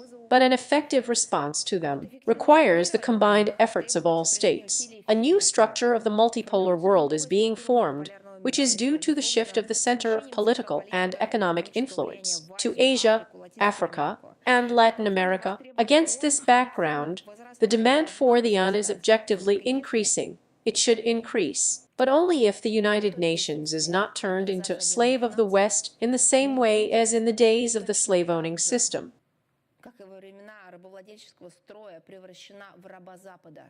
Only a world organization with universal legitimacy, unique competence, and extensive tools can play a coordinating role in coordinating truly collective solutions to pressing problems. Again, unless the United Nations betrays itself.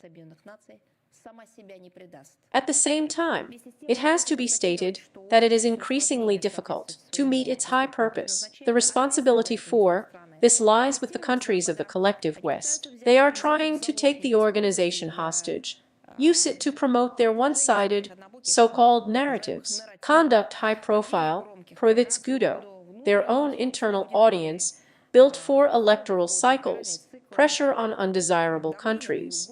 As a result, to explain the enormous potential of the Security Council, the UN General Assembly, the ECOSOC, and other UN bodies, is often spent far from its intended purpose.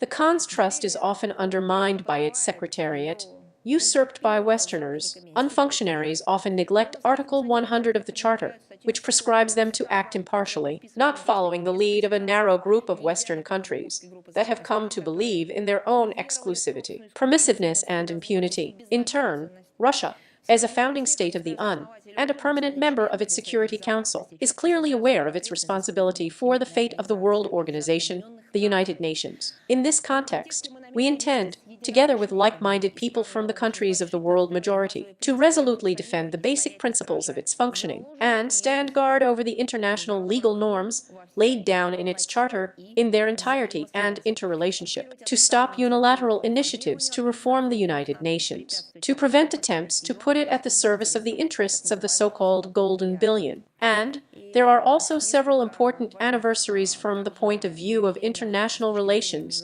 of today's historical dates. Yesterday was the 60th anniversary of the 15th of October, 1964th year. Since the commissioning of the Druzhba oil pipeline, the world's largest trans-European oil trunk pipeline system was built with the Soviet Union to supply USSR oil to the socialist countries of Eastern Europe, Hungary, GDR, Poland, Czechoslovakia. For 60 years, the Friendship Oil Pipeline has served as a kind of energy bridge for mutually beneficial cooperation between our country, between European states, and contributed to maintaining energy security on the continent. Despite the unfounded accusation of European officials against our country of provoking a global, as they say, energy crisis, Russia remains a reliable and responsible supplier of energy resources. There is confirmation. It is in front of your eyes. These are recent events around the Friendship Oil Pipeline. As is known, in mid-July, Ukraine, the Kiev regime,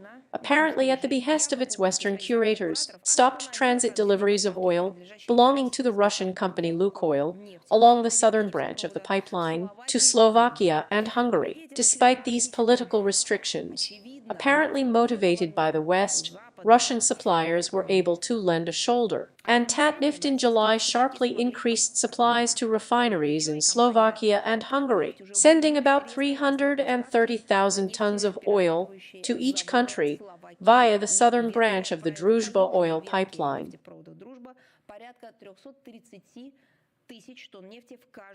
This made it possible to replace the supplies that were eliminated through no fault of Lukoil and, in general, generate and guarantee the reliability of the system. This is the atmosphere in which we are now celebrating the anniversary, 60 years of the Druzhba oil pipeline project, which is unique from all points of view of politics, of course, infrastructure.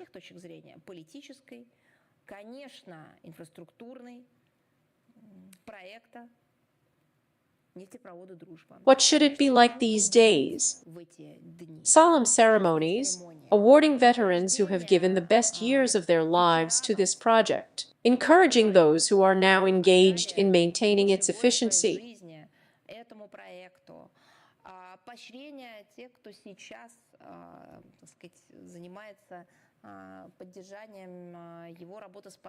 I do not know the issuance of scholarships, grants, and all this together. I'm not talking about the fact that this did not happen in our country. I'm talking about joint international events. Instead, it is the latest machinations of the West, which they tried to implement with the hands of the Kiev regime. On the 24th of October, the Republic of Zambia celebrates Independence Day. We highly appreciate the traditionally friendly nature of bilateral relations. They are based on mutual respect, taking into account each other's interests. A political dialogue is maintained between Moscow and Lusaka. Cooperation in the international arena continues, and ties in the trade, economic, educational, cultural, and humanitarian fields are expanding. On October 30th, we celebrate the 60th anniversary of the establishment of diplomatic relations with Zambia. On this day, an official start was given to the development and strengthening of relations with friendship and cooperation between our states. The Soviet Union was one of the first to recognize the independence of the young republic. The USSR, then the Russian Federation, always provided the necessary assistance and support to the people of this state. We congratulate our friends on such significant dates. We sincerely wish the people of this beautiful African country, the state of Zambia, well-being and prosperity, also all the best. Well, and a few dates from the history of the Second World War. For us, the Great Patriotic War. 80 years ago, on the 20th of October, one of the key events of the final stage of the Second World War in the Balkans took place in 1944 year. Belgrade was liberated by the Red Army of the Yugoslav partisans, thanks to the success of the Yasko-Kishinev operation of the Red Army in August of the 44th year. Nazi Germany lost its ally Romania and Bulgaria, which ensured the rapid advance of the troops of the Third Ukrainian Front, under the command of Marshal Fyodor Lobukhin, on the border of Yugoslavia. As a result of the actions of the Soviet troops, the German Army Group Serbia was crushed. Serious damage was inflicted by another unit of the Army Group F. The eastern, northeastern regions of Yugoslavia were liberated. Thus, favorable conditions were created for the further advance of the Red Army in the direction of Budapest. Considerable assistance in the destruction of the Nazi invaders was provided by the People's Liberation Army of Yugoslavia, including the 1st Army Group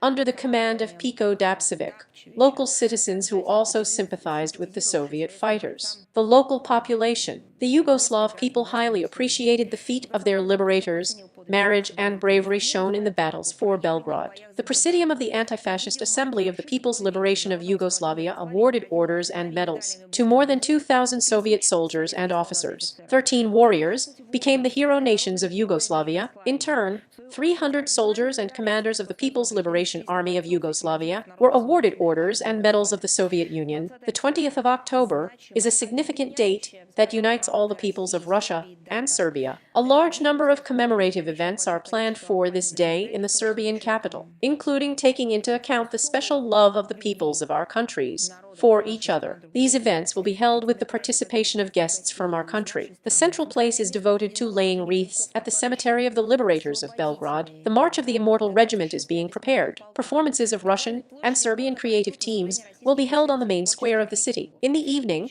there will be a solemn meeting at the People's Theater and a festive salute. The Ministry of Culture of Russia and the Russian Military Historical Society have opened thematic exhibitions in Belgrade's Central Park, in the Russian Center of Science and Culture, where, on the eve of the anniversary, Russian, Serbian, and cultural forms, a scientific conference will be organized. And, taking this opportunity, we once again express our gratitude to the authorities and the people of Serbia for their respectful attitude to the memory of those who fell in the fight against Nazism. 49 Russian military preserves from the Second World War are being preserved in the country, not as an example, by the way, to some countries of Eastern Europe, which have turned places of memory into places of desecration, and their own dehumanization turning into a hotbed of vandalism. We are convinced that the memory of the joint feat of our peoples who defeated Hitler's Germany will continue to serve as a solid foundation of Russian-Serbian friendship. October 25, 1944. 80 years ago, during the final stage of the pre-Samokurkins operation of the Red Army, the North Norwegian city of Kirkenes, its surroundings, eastern Finnmark, and then the entire territory of northeastern Norway up to the Titan River, were liberated from the Nazis. Every year on this day, we remember the feat of Soviet servicemen, participants of the battles on Norwegian soil. We pay tribute to the fallen heroes. In total, during the Kirkenes operation itself, the Red Army lost 6,084 people. In German concentration camps in Norway, these are terrible places. You can't even imagine what these so-called labor concentration camps were like on the territory of Norway. 12,678 Soviet prisoners of war were killed. In 1952nd year, as a sign of gratitude for the liberation, a monument was erected near the center of Kirkenes, monument to a Soviet soldier. The Norwegian name translates as Russian monument. The inscription on the pedestal is made in Russian and Norwegian. It reads as follows: "To the brave Soviet soldiers in memory of the liberation of the city of Kirkenes." In 1944 year, according to archival data, the surviving living quarters, food warehouses, and other captured property were transferred by the Soviet side to the local population. The supply of other volunteer units of the Norwegian army with weapons and food has been organized. The Soviet troops also cleared the territory, repaired roads, rebuilt bridges blown up by the Germans, and other civilian infrastructure. and in every possible way helped to establish a normal life for the Norwegian population. October 17, 1945. Norwegian Prime Minister Einar Gerhardsen wrote a message to the chairman of the Council of People's Commissist Stalin, a direct quote. "The people of the Red Army have strengthened the friendship between our two countries, and they left behind the Norwegian people a feeling of gratitude and admiration for the great Soviet people." End quote. King Haakon of Norway, the seventh to evaluate the liberation mission of the USSR, noted, also a direct quote, "The war was won by the Red Army on the Eastern Front. It was this victory that led to the liberation of Norwegian territory in the north." End quote. The words of gratitude imprinted on the monument to Soviet soldiers in Oslo concluded his speech by the King of Norway, Harald V, in Kirkens in October 2019. Direct quote, "Norway thanks you. These words are set in stone." End quote. We are sorrowfully watching how today in Norway they turn our common military history into a hostage of opportunistic interests. We watch this with disgust. Behind those attempts by some Norwegian politicians and so-called historians, as well as experts in quotation marks, to drink individual merits of individual peoples of the USSR in the liberation of northern Norway, to divide military monuments into so-called correct and so-called incorrect. Moreover, to call for their demolition. We have repeatedly noted that for us there is no victory of our own and someone else's. She's won for everyone. Then they did not stand up for the price. We will always remember the exploits of the liberating soldiers, participants of the polar convoys on the Barents Sea, resistance fighters and partisan detachments of ordinary Norwegian residents, who helped Soviet prisoners of war in Nazi concentration camps, and together with the Red Army drove the enemy from their land. After all, the very Kirkenes attack on the operation will forever remain in memory as a symbol of heroism, as a symbol of the steadfastness of Soviet soldiers, as a symbol of their absolute selflessness. As a result of the victory, the northern regions of Norway were liberated, and the threat to Murmansk and the northern sea route was eliminated. In memory of the anniversary of this event, the joint stock company Marka in September of this year issued a marked postcard 80 years of the liberation of the Soviet Arctic and northern Norway during the Kirkenes operation. By the way, a selection of documents from the archive of the foreign policy of the Russian Federation is posted on our website in memory of those events about the liberation of the northern regions of Norway by the Soviet wars in the 44th year, and we will definitely duplicate the link in the text of today's briefing. Well, back in September of the 44th year, Soviet troops crossed the Hungarian border and, during October, occupied one-third of the territory of Hungary, created favorable conditions for the development of the offensive in the Budapest direction. October 29,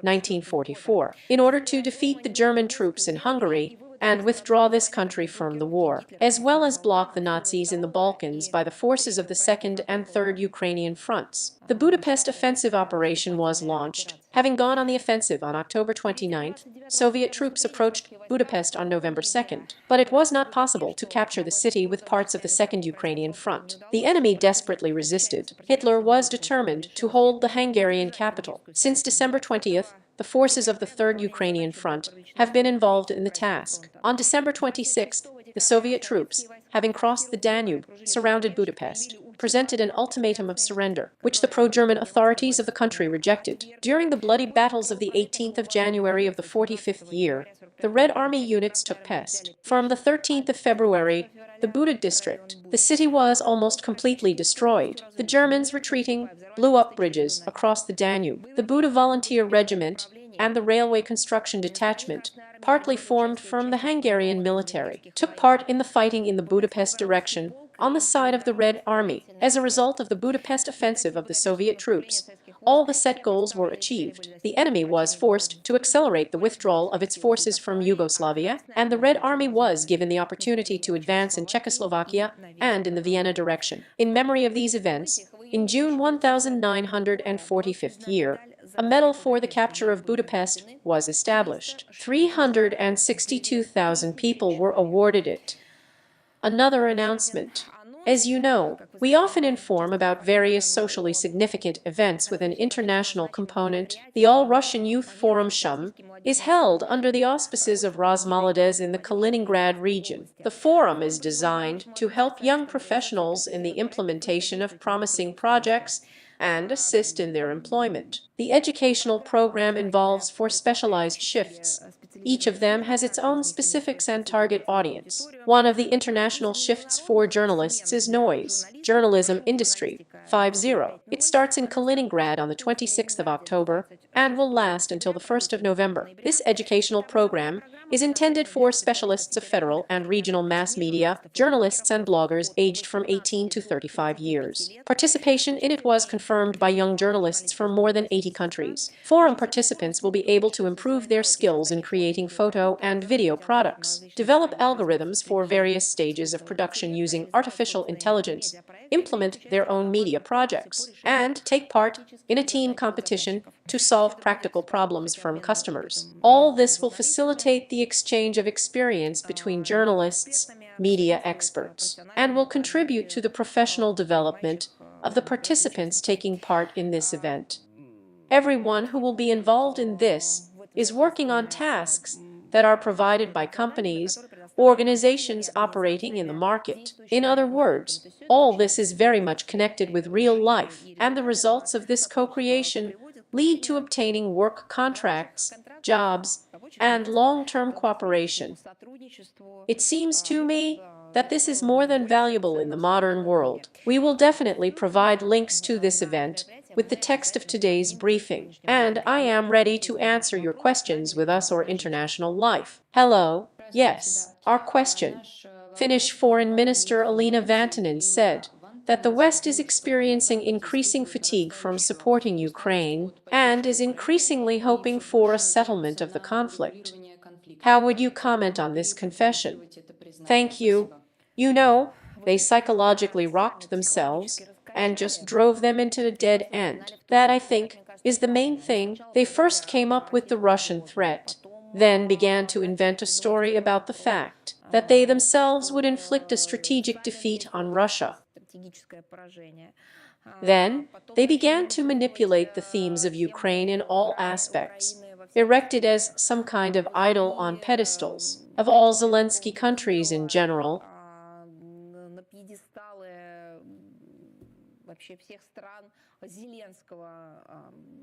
and in general, we came to an obvious, unsolvable question. And what's next? Now they are trying to somehow get out of this situation too. And yes, we really paid attention to these revelations of the head of the Finnish Foreign Ministry. All this is absurd, but logical, chaotic. All of this does not add up to any coherent concept, because everything they say about inflicting a strategic defeat on Russia is doomed to failure, as are all their concepts of isolation. They will shit. They have been shitting all their lives, and they will continue, we know that too, but there is no need to talk about any strategic defeat, either in theory or in practice. Everyone understands this too, but after all, they were given this as a training manual, so they repeat it. But now, in fact, when talking about any form of conflict resolution in Ukraine, as it was said, the official representatives of the collective West, they apparently, well, at least, again grab at the well-known formula that suits them. This is some kind of mainstream for inflicting strategic defeat on Russia.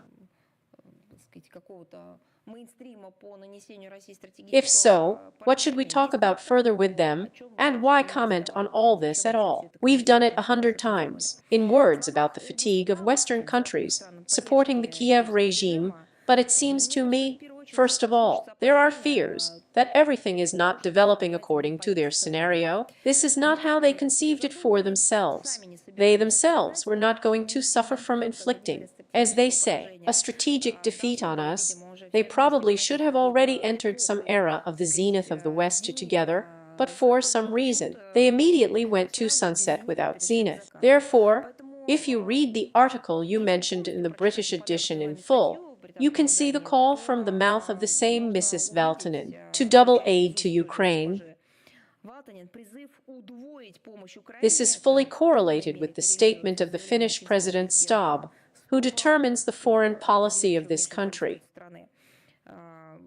Everyone always, these figures always talk about Finland's readiness to help the Kiev regime as much as it needs.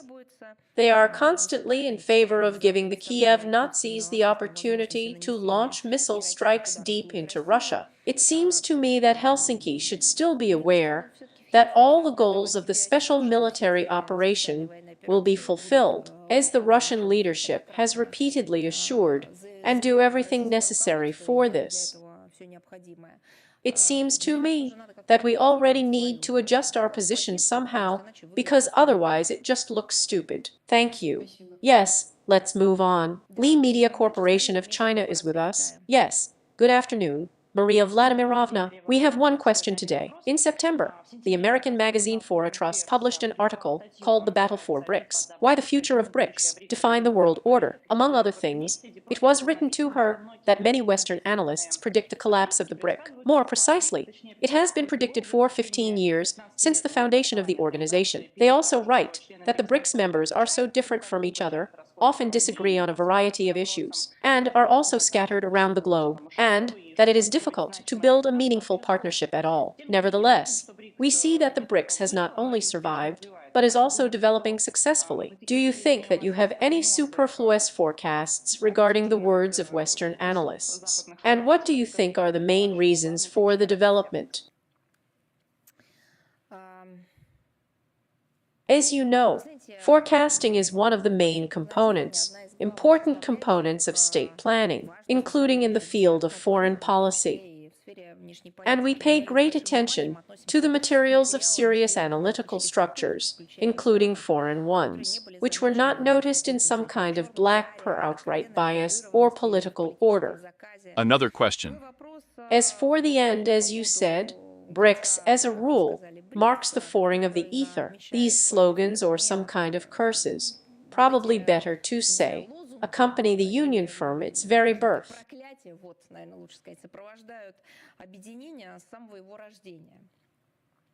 We got acquainted with similar works.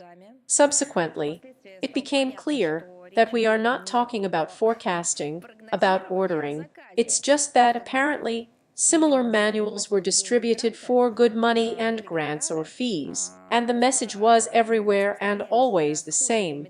The first one, either not to notice anything and not to say anything. Try to see. Before this BRICS summit, the first 5 or 6 were covered in the Western media in some way.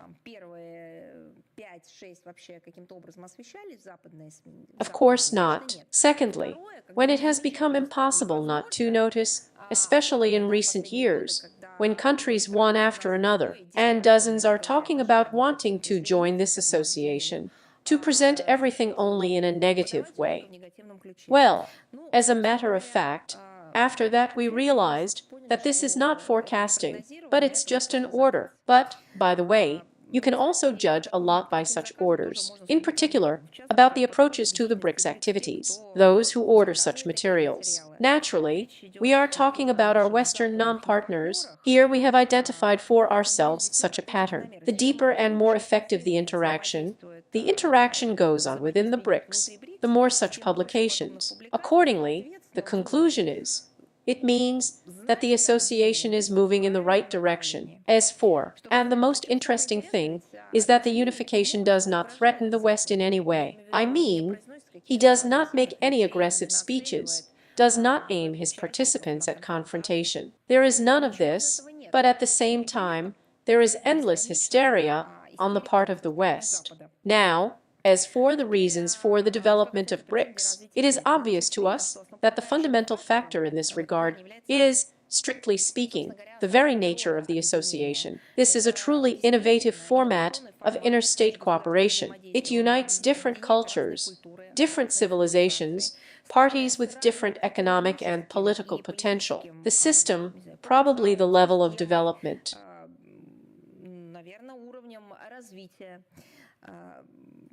By the way, it is absolutely right and fair to notice with different views on the global agenda.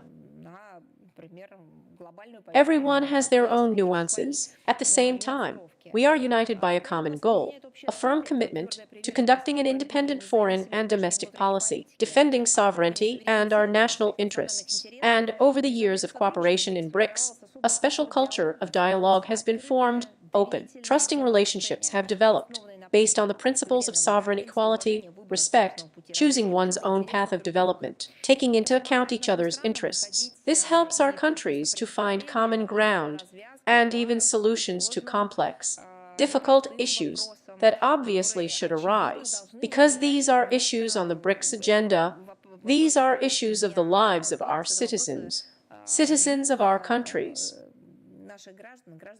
It is precisely this format that should become the basis of a more just multipolar world order, a model of equal interstate communication, aimed at a constructive search for answers, a real challenge to the world, without imposing any I don't know recipes from the outside, alien values that do not meet the universal priority, or the view of anti-values.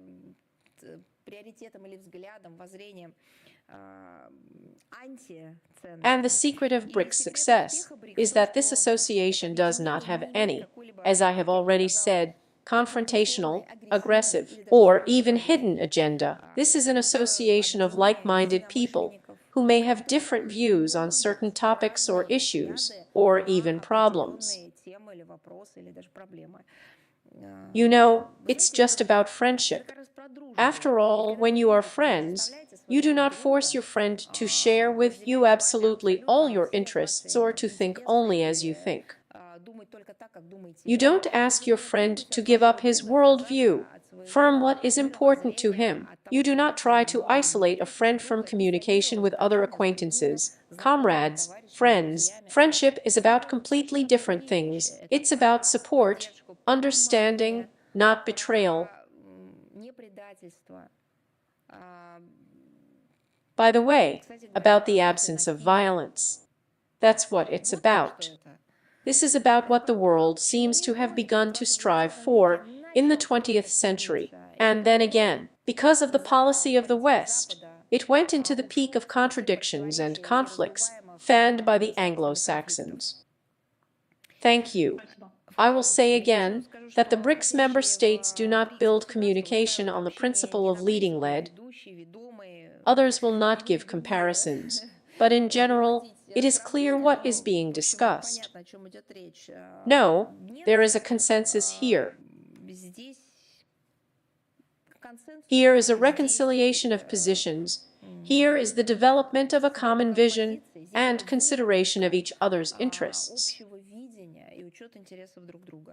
Thank you very much. Thank you. Lee Reuter is with us. Maria Vladimirovna, good evening. Hello. Reuter is here. And we have a question for you regarding the announced meeting of the Nuclear Five with Sergei Ryabkov in New York. That's why on Thursday he said that such a meeting would take place in the next 2 weeks. Is there already an understanding of when, on what date it will happen?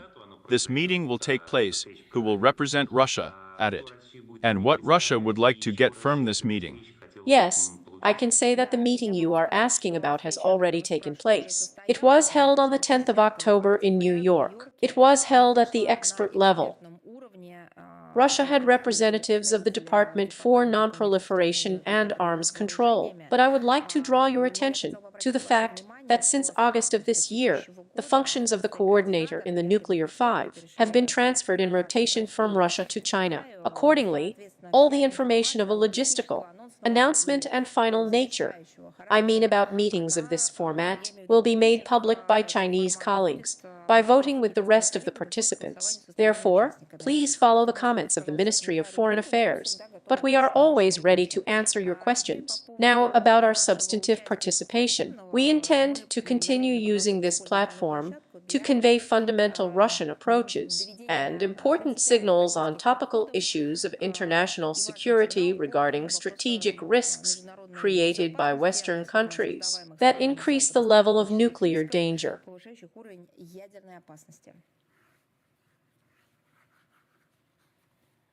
Thank you very much. And thank you. Is it Moscow with us? A post. Yes. Hello. We have two questions today. The first one, please comment on Vladimir Zelensky's statement that the Deeperk authorities allegedly began sending their military to participate in a special operation on the side of Russia. Do you mean probably to direct or how? Do you know the composition of the participants of the special military operation? You can specify the Ministry of Defense. This is their prerogative. As for the statements of Zelensky or other representatives of the Kiev regime, well, I think they know it. I just don't want to comment on them in this sense, because there will be something new every day. You know, it would be better if they commented on what they should comment on, but, for example, for so many years, they have not been able to provide lists of the so-called victims, as they formulate it, of the Russian armed forces in Bucha. It would be better to comment on this. It is in their area of responsibility that neither we, nor the Secretary General, nor the journalists in general, have been presented with lists of people who were presented by the Kiev regime as victims of Russian aggression in Bucha. No one knows what, let alone how many. What kind of people are we talking about? Who are they? And they also have names, date of birth, citizenship. They should have it all. Where is it all? Here we know where. There was simply nothing there from what the Kiev regime says. They themselves apparently killed everyone there, decomposed and handed over, as the Nazis did during the Second World War. This is what Zelensky needs to comment on. He gave answers to these questions. And as for who and how participates in a special military operation, it seems to me that it should not concern him at all. Thank you. And the second question also concerns Ukraine. The Ukrainian Foreign Ministry called Jared let his promises to speak in Russia an insult when the problems end. At the same time, Leto added that he would also like to come to Kiev. In the Ukrainian Deep, the ministry said, quote, "There can be no appeasement for Russia when it continues its attempts to solve the problem of the very existence of Ukraine," end quote. Maybe it reaches Ukrainian diplomats that Zelensky's regime has put their country on the brink of political survival. Well, it's funny to hear everything from those who proclaimed the Nazi collaborators of Bandera Shukevich as their heroes, national heroes. It's ridiculous to hear from those who violate all international legal obligations, who abolish the Russian language, persecute religious views, destroy monuments to their own heroes. It's ridiculous to hear from those who destroy monuments even to the founders of their own cities. Without these people, without those to whom these monuments were erected, there would be no cities, and now their monuments are being demolished. Therefore, it seems to me that the figure you mentioned in general, he was lucky, he is in good company. Somewhere, it seems to me, between Pushkin and Catherine II. Thank you. Thank you. Lena HK is with us. Hello, Maria Vladimirovna. Hello, it's me. Thank you for the opportunity to ask a question. My name is, I'm a correspondent in Moscow. I have only recently arrived in Moscow, Yuri, this year. Now the question. The Japanese Association of the Nobel Peace Prize Porter. And in Japan, they remember well the special attitude of Russians to the tragedy caused by the atomic bombing of the United States. This is very clearly shown in the Japanese-Soviet film Moscow, My Love.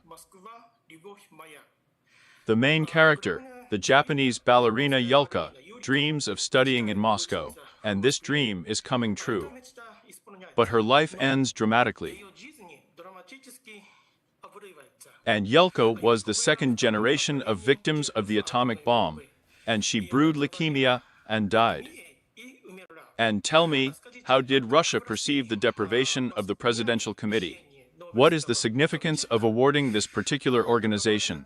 And there is also an opinion that the award is a kind of message to Russia, which seems to demonstrate a nuclear gag in the conditions of a special war operation.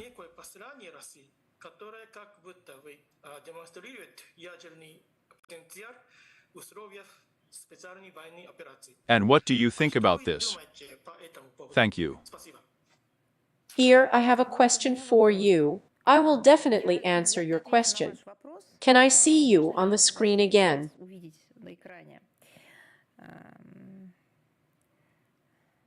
Yes. Yes, yes. Here you mentioned the movie Moscow, My Love, and said that.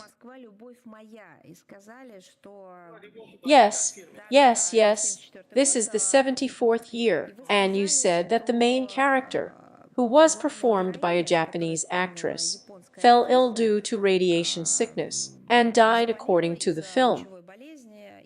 Do you know the story of this Japanese woman, the real story?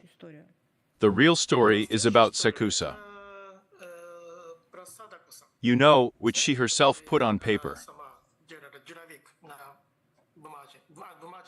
Well, Because I don't know. I mean no, but do you know about her fate? Fate who? Julia. Well, here is the main character Yuriko, ballerina. She died in Moscow in a hospital while she was studying in Moscow. Do you think she died in a hospital in Moscow? Yes. But it doesn't show the most recent moments. It's just that she was cutting. This, according to the film, but in fact. Really? Yes. Sorry me. I think it's only at the firm. Here. So now we have come to the most interesting thing. Look where you started. In Japan, they remember well. So I just wrote down how the tragedy was treated in the Soviet Union. Yes, you said so. How well do you remember, if you don't know the facts? Can you imagine, after all, this film, although it is artistic, but it is based on real events. This is about a real citizen or citizen of Japan who really underwent a course of treatment in the Soviet Union. Well, now, of course, I can give you the opportunity to study this topic. I can tell you myself what and how. Well, let's go together. Thank you. I was just born in the 74th year, so yes, I want to know from you, please. What? I was just born in 1974, so I also want to teach from you, please. You know, and I wasn't born in 74 yet, but I know anyway. Clearly. Yes. You see how interesting it turns out. Well, let's start in order then. Let's start with the Nobel Committee. The fact is that in recent decades, the Nobel Committee has been occupied by Western countries in general, who shamelessly use it for their exclusively self-serving politicized purposes. And of course, among these goals are political goals. It is obvious that along with real achievements, for example, in the field of science, medicine, literature, unfortunately, awards are also awarded to those who are celebrated only by the West. Because only the West sees merit in these people. Well, let's look at just a few examples. For the 22nd year, the laureates of the Nobel Peace Prize were the Belarusian so-called human rights activist, the so-called prisoner of conscience Oles Bialyatsky. The International Society Memorial Center for Civil Liberties is a Ukrainian human rights organization founded in 2000. What were they marked for? They were noted for the fact that for many years, under the pretext of protecting the fundamental rights of citizens, they purposefully engaged in organizing a company to denigrate the authorities of their states. And what was this done for? In order to fulfill a Western order. Because the West has declared, well, in particular Belarus a country. I don't know how many epithets were used that I don't know. It's us who are outcasts, who are on the wrong side of history. They'll make up a lot of stories, and in order to consolidate this narrative in the public consciousness, as they call it, they use similar opportunities to give out bonuses to those who work against these states, against the state bodies of these countries. Let's move on. Yes, by the way, I was talking about the fact that all this has been happening for the last decades. I mean, the Nobel Committee is completely occupied, unfortunately, but in principle, it was the same for a long time. Look, here is the famous story about how, in 1958 year, Russian-Soviet writers Boris Pasternak was worthy of the Nobel Prize in Literature.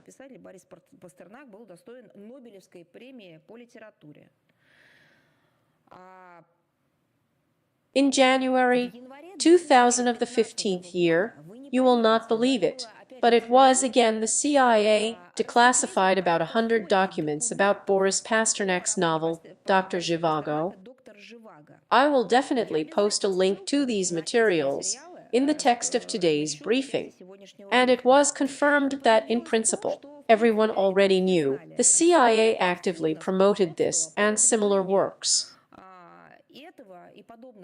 It was profitable for them, they did it, but among other things, new facts have been revealed in these documents. It turns out that the CIA believed, I say again, this is not my assessment. I am now quoting the material of the American Special Service.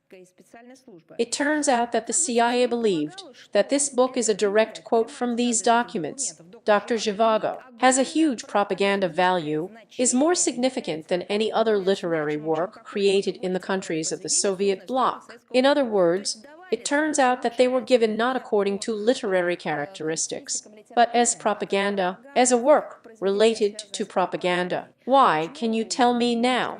And why? How is this related? Because the CIA promoted this work on the site of the Nobel Committee for its own purposes too. American intelligence has set itself several goals: to form public opinion, which forced the Besser to publish the novel, to get the original text, to promptly publish Dr. Zhivago in as many editions in different languages as possible. At the same time, the Russian edition is noted in the declassified memorandum of the same. I say it again, you can find everything at the link. It should be published in a publishing house that does not have a political color. So it turns out that behind the first waves of interest in this novel, in the publication of this novel in Russian, there is again the CIA. Moreover, all this was done again through an international event, such as the World Exhibition in Brussels, where this story was developed. The Soviet Union had a huge pavilion there, where many advanced developments were exhibited. There were our achievements in the automotive industry, Volga, Cheka, cars, other samples of Soviet equipment, a copy of Sputnik 1, and about 16,000 Soviet citizens came to this exhibition, including many representatives of the cultural and creative elite. So, the agent of the Intelligence and Security Service of the Netherlands, Joop van der Wilden, organized the printing of the Russian text of Dr. Zhivago in the Mouton Publisher Publishing House. Now it's De Gruyter Mouton in The Hague. Accordingly, the first Russian edition of Pasternak's novel was published in 1,000 copies. 200 copies were immediately sent to the CIA headquarters. Well, apparently, there are connoisseurs of literature sitting there. I don't even have any doubts. In total, 435 books were handed over to CIA employees and informants in Frankfurt, Berlin, Munich, London, and Paris. At the Brussels exhibition, Soviet citizens were literally thrust copies of books into their hands. In general, at first glance, the cover was unremarkable, such a blue color. The head of the CIA believed that the operation, direct quote, fully justified the effort, given the obvious impact on the Soviet Union, end quote. And a similar distribution of this book was then repeated repeatedly. In July 1959 year, the CIA printed 9,000 copies of the novel in a miniature edition, which, and why miniature? Because it was easy to hide it in your pocket. And, of course, the book itself did not indicate who published it. American intelligence acted under the name of the non-existent Paris publishing house Montreal.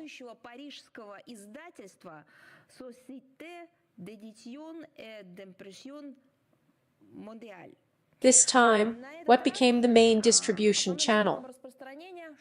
World Festival of Youth and Students in Vienna. Can you imagine how it works? You say the Peace Prize. 2,000 copies of the novel were distributed by a student of the USSR and Eastern Europe, along with other books. Also, by the way, prepared by the CIA, there were also works by Orwell and Joyce, Hemingway, Nabokov, and so on. Well, in general, this book is also there. But it was that very first print run that became the formal reason for the Nobel Committee to consider the candidacy, because the Swedish Academy has no right to award a novel that has not been published in its native language. You see how interesting it is. According to declassified papers, the CIA recommended paying more attention to the novel than to the rest of the works. It's in the Nobel, it's their work, inside the Nobel Committee. The CIA believed that Dr. Zhivago should receive the Nobel Prize. It would help in the fight against the Soviet Union. It also says so there, and would contribute to the destruction of the Iron Curtain. This was carried out within the framework of the so-called cultural program, but in fact a global company of influence and influence. For what? In order to destroy Soviet society from the inside. Declassifying the documents, the CIA published an explanation in which it clarified that allegedly, apparently, the Nobel Committee was not an immediate target. I mean, the Nobel Prize was not allegedly an immediate target of American intelligence. But once again, it was an addition, as if to turn the attention of the audience, which gets acquainted with declassified documents, in the right direction. Here, please, is a clear example of how literary works, how the activities of people from art, culture, science are used by Western special services for the right purposes. This is about the Nobel Committee and Western influence.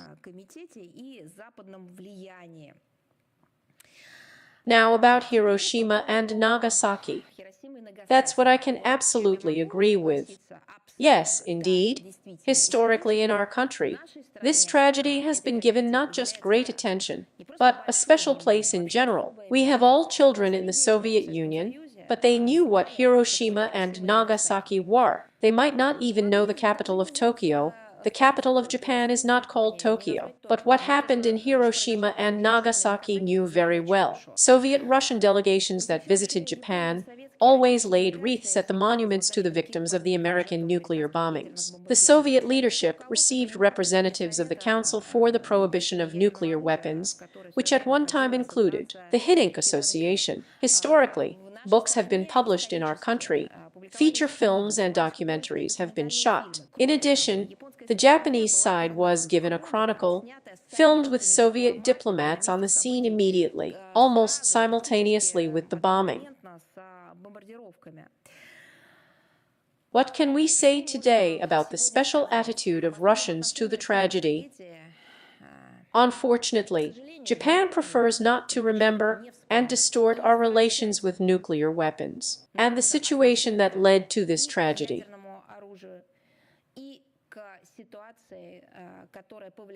For several years now, our diplomats have not been invited to the commemorative ceremonies on the 6th and 9th of August in Japanese cities burned by nuclear fire in the 45th year. Why? On what basis? Why is this done? And if you don't know, I'll tell you, in order to create a sense of the pseudo-guilt of our country. It's absurd, but it's true. All countries are invited, except ours, except for our country, which consistently, despite the fact that Japan fought against our country in those years. But we have always said from the first days of this bombing that this is a crime, and talked about the need to remember the victims, the innocent victims of these bombings. And now we seem to be exposed in the appropriate way, in the appropriate light, as if almost we are to blame for everything. And this is all reinforced by the fact that the United States of America in Japan prefers not to name the true culprits of the tragedy. Books, textbooks are being published, museums and expositions are being opened, where it is not directly stated who carried out the bombing of Japanese cities with nuclear weapons. It is not said that at that time there was no strategic need for such bombing to end the Second World War. And first of all, nothing reminds the United States of their obvious guilt. And so instead of directly stating the responsibility of the United States, which exposed Japanese cities, what do Japanese cities mean? These are people, and not only of that generation, but of the generations following it. So, instead of directly stating the responsibility of the United States, which subjected Hiroshima to the atomic bombing of Nagasaki, the Japanese side obeys the will of Washington, which, through the Nobel Committee, hypocritically propagate a view, a fake ideology, about warning the world against the use of nuclear weapons. Why fake? Because all the time it is linked to Russia for some unknown reason, that is, the only country that has carried out bombardment to date. The use of nuclear weapons, and even in relation to civilians, and even unnecessarily, let's call a spade, in order to avenge Pearl Harbor, obviously, and no one is hiding it. This is the United States of America, and it is linked through the Nobel Committee and through other formats. For some reason, the topic of nuclear weapons is with our country. He is trying to skillfully link this topic with Russia, has no right to do so, no grounds. That's the essence of all these actions. Now about the movie. The film is based on real events. This is not just an artistic image. Correct me, I'm happy to find out, and I want to know more about this story. Let me tell you what I know about this movie. The name of the heroine, the real one, I mean the heroine, is not from the film, but from life.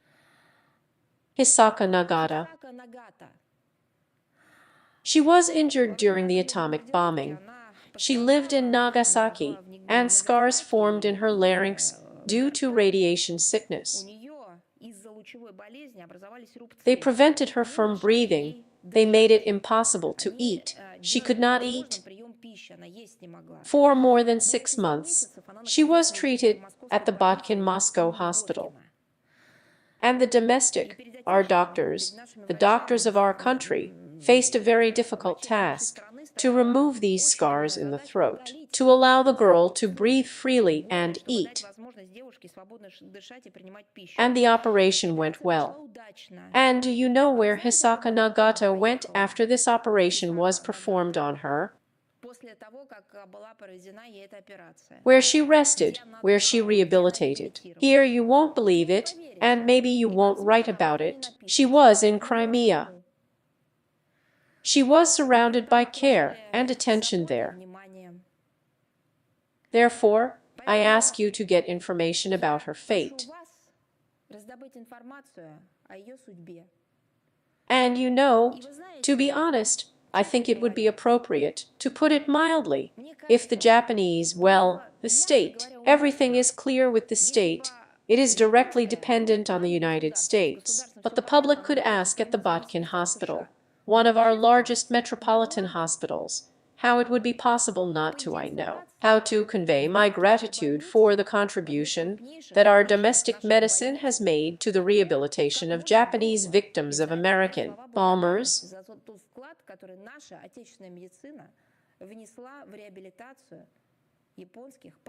But none of this is being done. And why? Yes, because the Japanese public has no idea about it, and no one talks about it. This topic is blocked.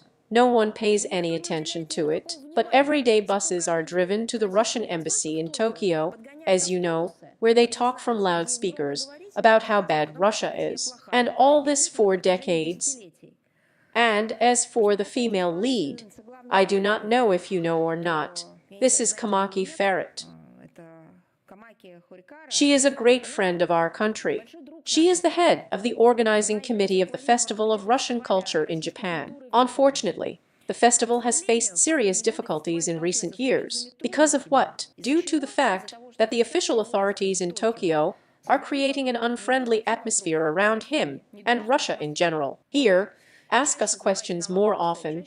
I will tell you about Japanese history more often. But I also addressed a question to you.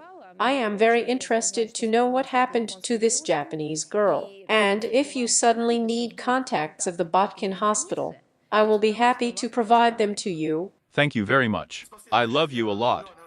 Thank you very much. Thank you. Thank you for the new knowledge. Thank you very much. Thank you. Liana Dalu is with us. Maria Vladimirovna. Yes. Hello. Good evening. Good evening. We have a question about gas. 2 days ago, the Israeli army attacked a hospital in the city of Bala in the Gaza Strip, which allegedly operated the command center of the Hamas movement. As a result of the attack, 4 Palestinians were killed, including a child and a woman, and about 40 people were injured. Horrifying footage of people burning alive also appeared. How do you assess the actions of Israel, because of which ordinary Palestinians are dying, the actions of countries that support Israel, in attacks on civilian infrastructure, Gaza? You know, these are terrifying shots. They can't cause anything but shock. And, of course, sympathy. And we wish a speedy recovery to all the victims. We express our deepest condolences to the relatives of the victims, but not only in this particular situation. It goes without saying, but also over the past year of absolute madness, that Western American curators have brought to the already difficult life of the region.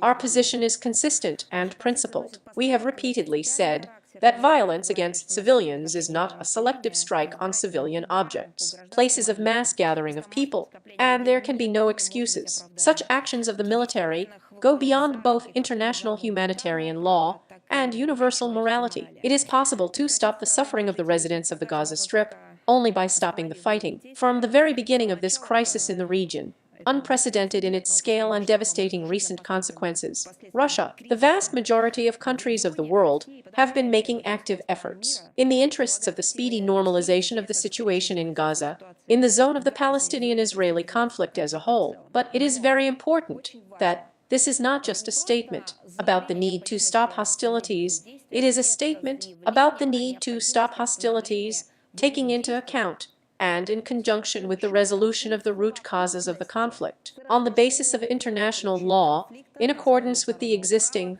and well-known international legal framework. Unfortunately, the opposition of the United States and its allies still fails to adopt a resolution of the Security Council with an unequivocal demand for a sustainable ceasefire. As you can see, the Americans' attempts to promote indirect negotiations between Israel and Hamas have not been crowned with success. The situation in Gaza continues to deteriorate. The fire of the regional conflict is burning up. In addition to the Palestinian territories, it has already covered the territory of Lebanon. In these circumstances, we consider it necessary to seek the adoption by the UN Security Council of such decisions that would meet the interests of a speedy de-escalation of violence in the region. And, of course, the United States should finally remember that they, like other permanent members of the Security Council, have a special responsibility for maintaining global peace and security, and they should stop interfering with the normal work of this important international body. Thanks for the answer. Thank you. Is it with us? The second one.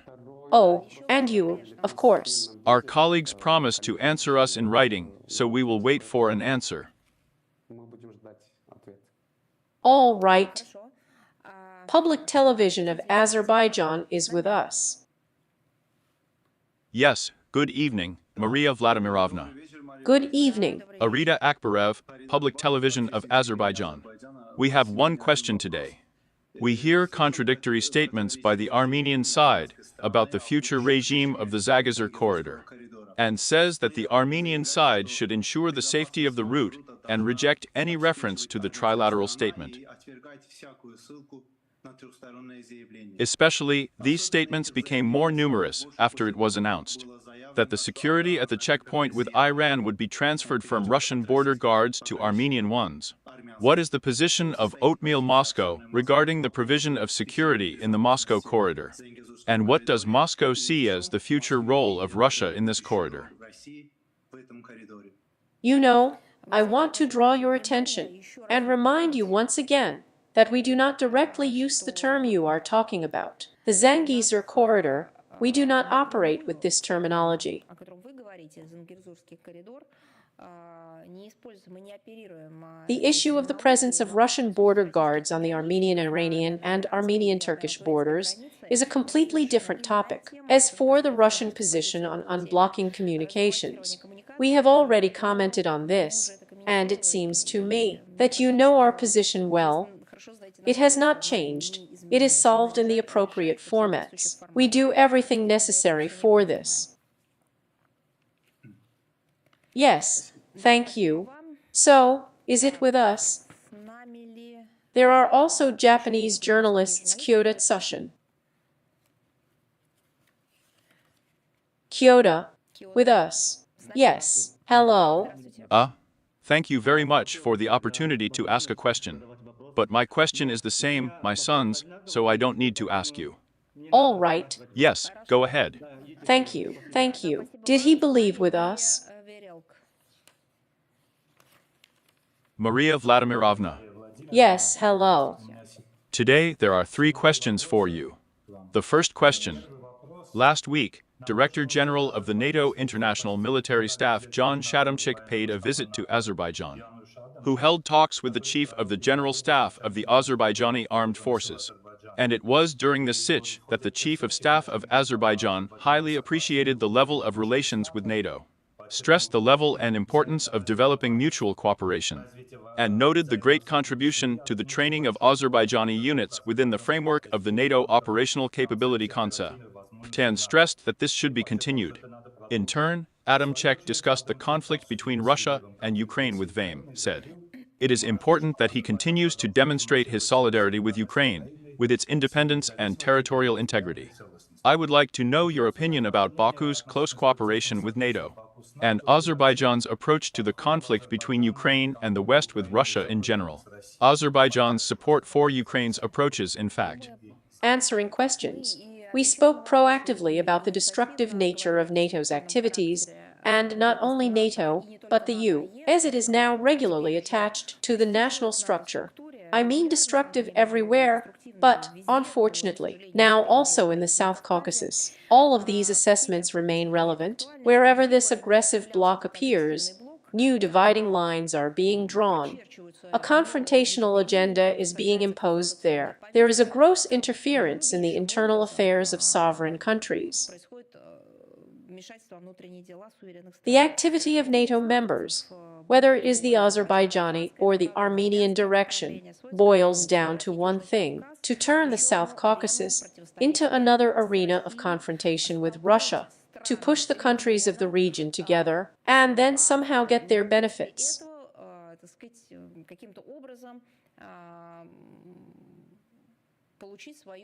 We proceed from the fact that decisions in this region should be made by regionals, that is, by countries. The format to be held in Turkey on Friday is a perfect confirmation that this is possible, and there are appropriate bilateral and multilateral mechanisms.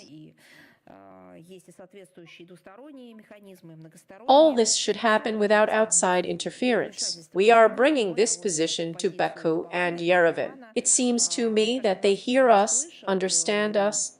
Another thing is that, of course, I am well aware that it is quite difficult to contradict the West. If you have demonstrated your compliance at least once and put independence on the line.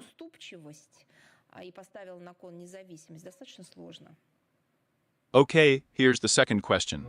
Azerbaijan has started to demolish residential buildings in occupied Stepan-Kurt on a massive scale. In particular, historical quarters of the 19th, early 20th century are being destroyed. In fact, everything is being done so that even if they wish, the Armenian population can no longer return to their homes. Here's how to comment on this. You know, as far as I understand, we are talking about the territory of Azerbaijan. The laws of this country apply there. This is the first thing. Secondly, if we are talking about cultural objects. I understand that this was mentioned in your question. Well, there are probably specialized international organizations. If they have any questions, they need to be resolved in the appropriate institutions created for this. UNESCO, countries cooperate perfectly in different directions, so this is definitely not a question for us. But what we really empathize with is the fate of people who have left their homes, who have developed a life formed. For someone, it began there. For someone, relatives are buried there. The whole life of families and the history of families are connected with this place. This is a colossal tragedy, in which you are well aware of many aspects and nuances, and we have repeatedly commented and emphasized in general the constructive steps in Baku, which were aimed at enabling the population who left their native places to return there. I can honestly tell you, may my expert colleagues forgive me, we raise this issue and receive appropriate explanations during bilateral contacts with Azerbaijani colleagues. And we understand perfectly well what it means for people who have historically been associated with these places to lose them. But at the same time, I want to emphasize once again that the opportunity to return was provided. I don't want to comment on the actions of the Armenian side now, I mean the official Yerevan. I think that you, as a journalist and public figure, will probably give your assessment to this. Do it better than I do in this situation. But what was done was done. At the same time, I say again, there was, and there is an opportunity to return. And if, as you say, people are interested in preserving their homes, their native places, they probably need to take advantage of this opportunity. I emphasize once again, it is there. I don't know.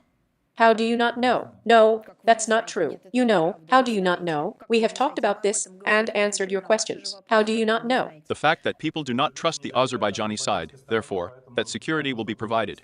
Therefore, we have those friends of mine who are refugees because of my father.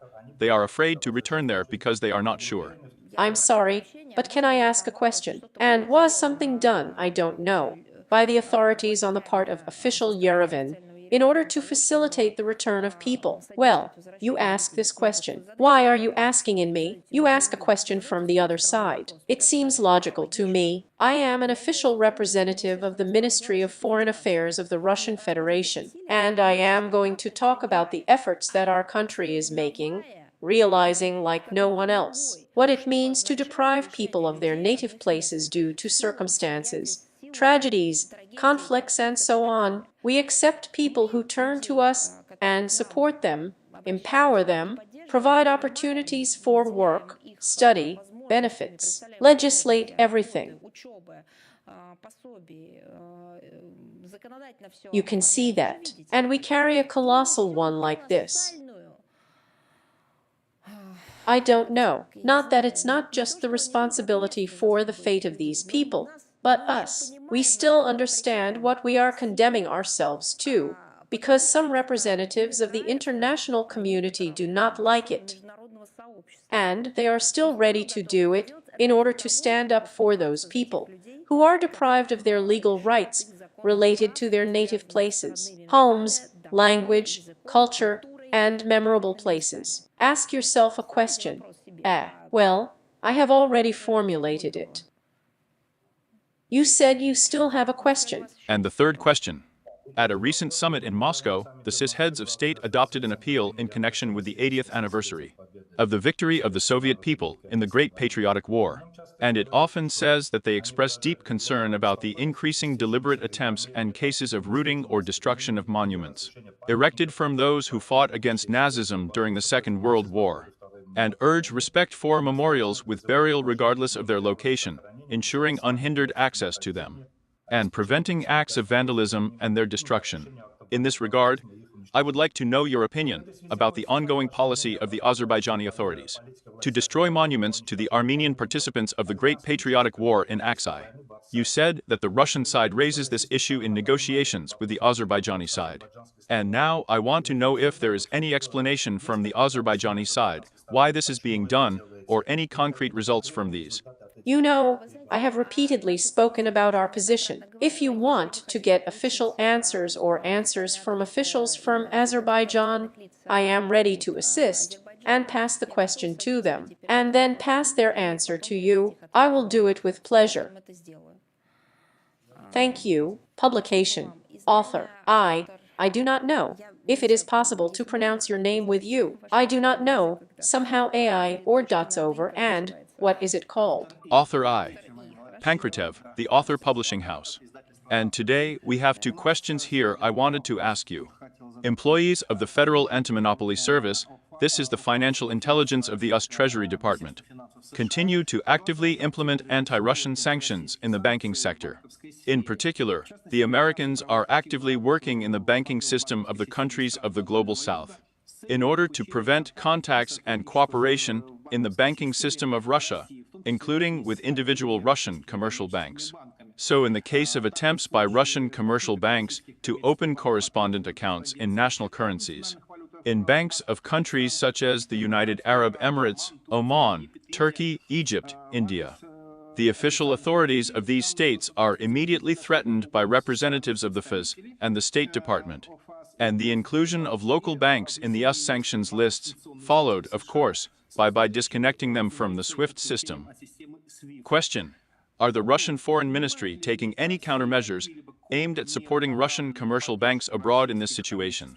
And how can we comment on this situation in general, taking into account the constant statements of the collective West about the alleged freedom of the market, the movement of capital in financial rights, and so on? And I can immediately voice the second question.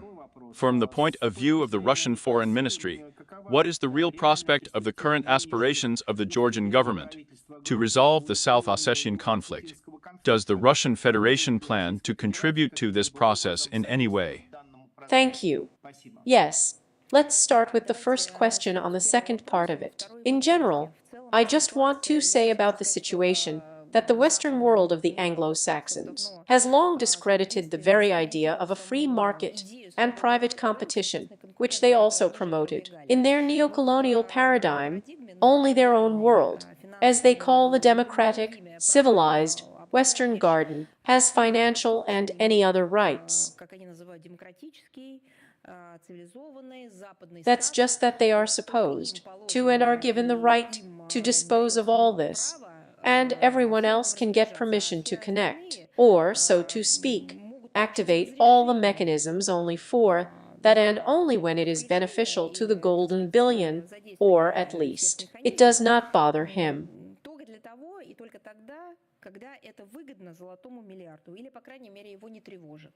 In order for the golden billion to continue to dominate, to feel exceptional. Well, hence the aggressive promotion of the so-called rules-based world order. It would be more correct to say that one rule is the rule of the strong. This rule is only from the West, which believes that it can do good to everyone at its discretion.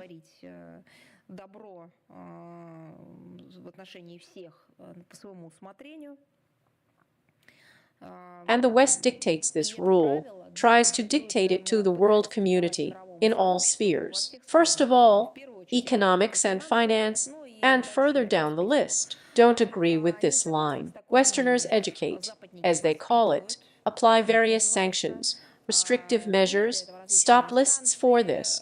All this is outside the law, outside international law, and even outside domestic legislation. And of course, all this is contrary to the principle of sovereign equality of the state, which is fixed. This principle is enshrined in the UN Charter. The measures of pressure you mentioned on the countries friendly to Russia are part of this very strategy, this very collective punishment. Our allies, our partners, see the boorish behavior of the Americans and the EU. Well, by the way, here I am, we somehow forget all the time. There are also the British among the Americans, the EU, They are all together. This Western world shamelessly distributes instructions. Someone separately issues indulgences, someone, so to speak, issues warrants, but not to receive, so to speak, scarce goods, but to appear under white eyes and get their own a portion of punishment. The instructions are the main, interesting ones, according to their idea of how the world should be arranged. They tell those who can communicate with whom and who can't. And the problem, strictly speaking, is the dependence of most financial institutions in developing countries on Western capital markets, payment and settlement infrastructure, and on the focus on Anglo-Saxon rating agencies. And in these conditions, we are working with friends from the state of the Global South, the Global South, and the East, the world majority, call it what you want. And we are working in order to find mutually acceptable solutions for building uninterrupted payments, creating the necessary infrastructure. The Russian Foreign Ministry provides the necessary foreign policy support for such activities, and we consider it important to continue to give priority attention to the transfer of mutual settlements of the national currency, to move away from toxic currencies while ensuring foreign economic activity, and ultimately build an alternative financial infrastructure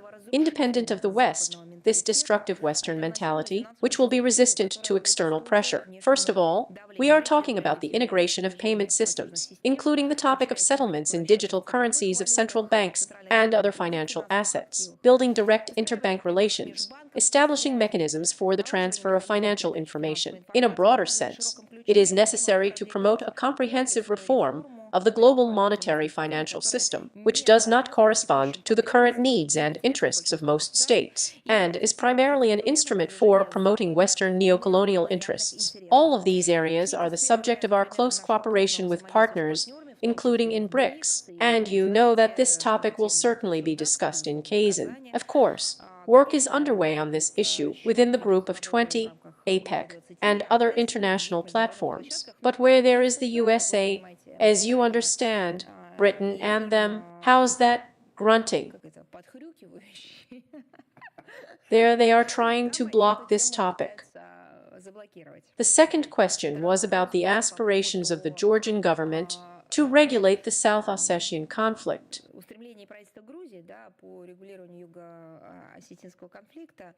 It seems to me that Sergei Lavrov, the Russian foreign minister, answering a question from the media at a press conference following the participation of the Russian delegation in the high-level week of the 79th session of the UN General Assembly, dwelt in detail on this problem. The problems of post-conflict settlement between Georgia and Abkhazia and South Ossetia are being discussed under the auspices of, as you know, the International Geneva Discussions on Security and Stability in Transcaucasia. Our common priorities with the Abkhaz South Ossetian allies remain unchanged. Getting Tbilisi legally binding guarantees on the non-use of force against Tskhinvali and Sukhum, as well as launching the process of delimitation of state borders with these republics. It is not necessary to talk about progress in these subjects, in these areas, taking into account the remaining fundamental differences in the approaches of the parties to the geopolitical realities prevailing in the region. The recent statements from Georgia about the intention to apologize to the people of South Ossetia for the war unleashed by the Saakashvili regime in August of the 8th year inspire certain hopes. It is gratifying that at last we hear a confession, a public recognition of the long-confirmed fact that a madman who was overcome by passions, morbid ambitions, an unhealthy outlook on life, who became another victim, so to speak, of American deceptions in the form of assurances received, went to what later went down in history as aggression. В виде заверений, полученных, пошел вот на то, что потом вошло в историю как агрессия. By the way, I just remind you, it's not just our qualifications. It was all recorded in the report, initiated by the European Union of the International Independent Mission, led by Swiss diplomat Heidi Tagliavini. Tagliavini's report, it's so well known among the people, and all the formulations are there, and all the facts are there. By the way, then, as it turns out, 15 years ago, yes, a little more than 15 years ago. The U was still bolder, was still more decent. That is, there were people, by the way, with all the complexity of the situation there. Carla Del Ponte as a result said that black transplantologists were and operated on the territory of Kosovo.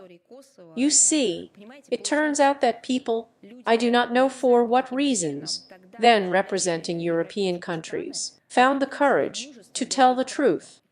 We hope that this attitude will be reflected in the work of the Georgian delegation during the upcoming rounds of the International Geneva discussions on security and stability in Transcaucasia. But it is very important to note, at the same time, that Sukhumi and Senvil are also ready to turn over this tragic page in the history of relations with Georgia. At the same time, of course, we understand that no one in Georgia, Abkhazia, or South Ossetia will forget anything. But it's one thing not to forget and keep the memory, and the second thing is to move forward to normalize relations and overcome those contradictions, hostages of which they were made by such madmen as Saakashvili. Moreover, to turn this page in history in relation to Georgia with an emphasis on consolidating the statements made in concrete practical cases, first of all, the conclusion of legally binding agreements on the non-use of force by Tbilisi and Russia as a participant in the international Geneva discussions on security and stability in Transcaucasia, and the closest neighbor of Abkhazia, Georgia and South Ossetia, is vitally interested in normalizing relations between these states. Moscow is ready to contribute to this worldwide in both bilateral and multilateral formats. Thank you very much. Thank you. Lyle Maiden is with us. Yes, good afternoon. Good afternoon. Hello. Having allowed Israel to withdraw its forces, Galavin's forces pursue the goal of carrying out an active extermination of people, without any control. Or it is planned to use chemical weapons after the failure of a ground attack in it. How does Russia assess these plans?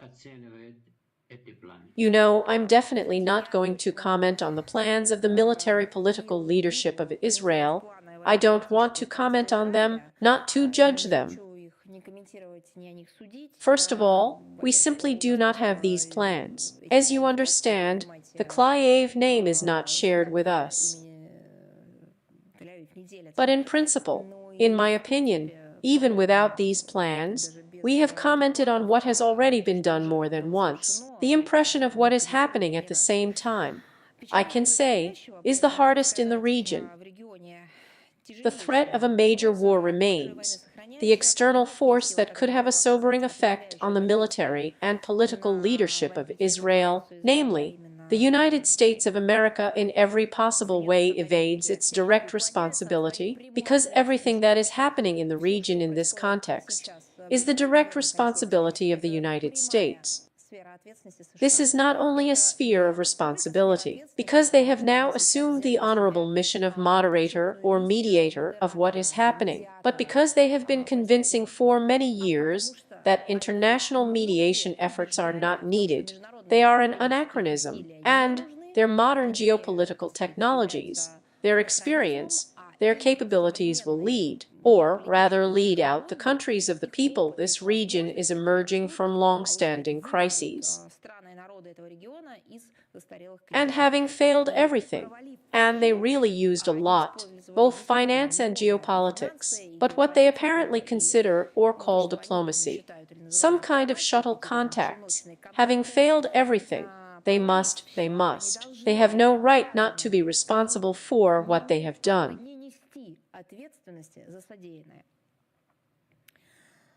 You know, even such a hypocritical demonstration of efforts to allegedly contain West Jerusalem is not always given to Americans. The allies of the United States and Israel are obviously acting together.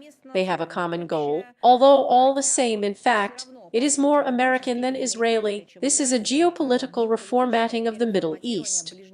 And we see how this goal periodically escalates, and then Libya, then Syria, then other countries in the region become a zone of geopolitical experiments.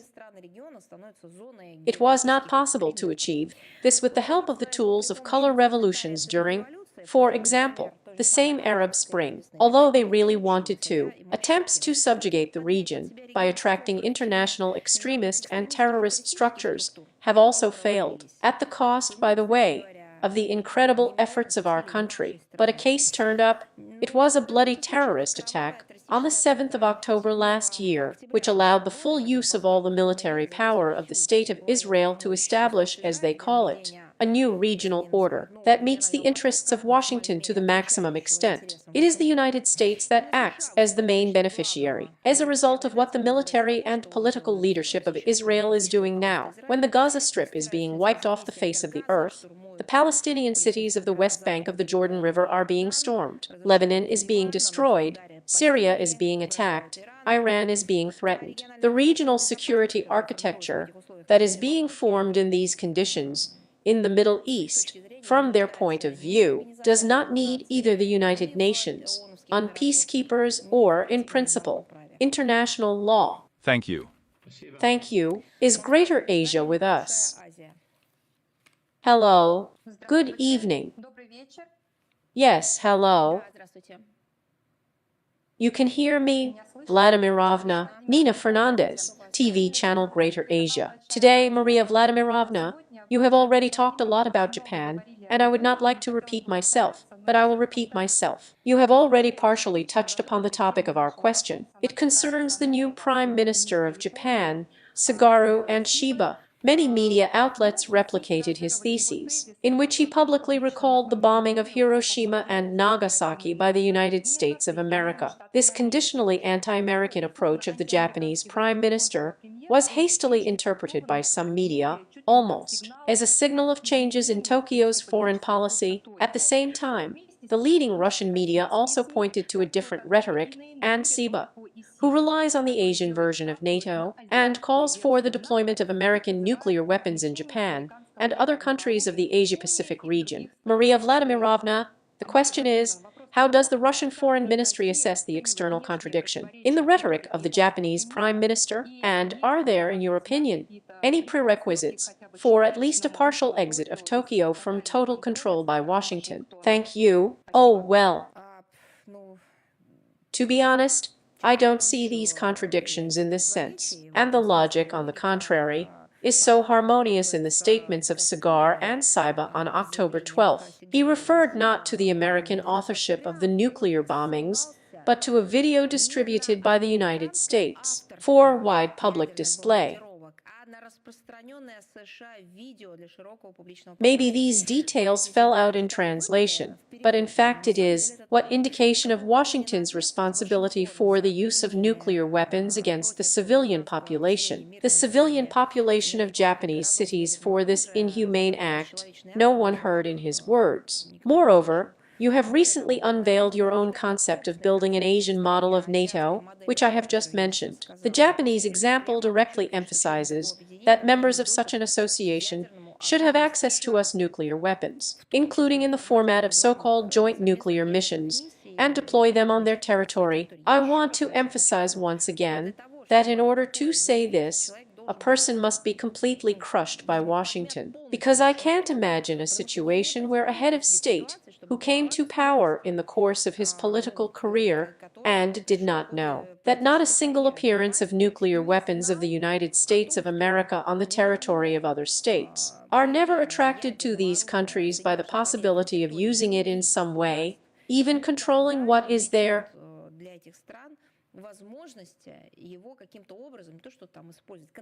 They cannot touch anything related to what is connected with. It is the United States that places these weapons, not for these countries, but in order to be able to use these nuclear weapons with the territory of these countries. Therefore, to be honest, at this stage, we do not see the slightest signs of a departure of the new administration in Japan from the pro-American course, and I say again, in my opinion, shameful silence about the role of its current ally in the tragedy of Hiroshima and Nagasaki. Thank you very much. But the main thing is different. You understand, This is not even the main thing, although without knowledge of history, and without its dissemination as a mandatory element of education, it is impossible to come to any normal logical conclusions or make any analysis for the future.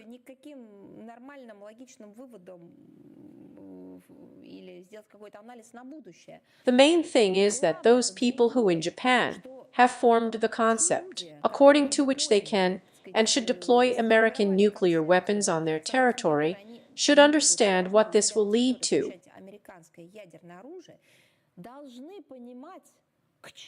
This will lead not only to the fact that the Japanese leadership and the state, civil society will not be able to access, manage, or control these nuclear weapons. That's half the trouble. The trouble is something else. The trouble is that this will obviously become a monstrous catalyst for the escalation of the situation in the region, with unknown consequences. That is, they are known, but I just don't want to, so to speak, voice them, so that God forbid it all doesn't come true. That's what they need to understand. They can't help but understand that, and if they still say that let's bring nuclear cartridges here, we'll figure it out later, then this indicates their complete irresponsibility.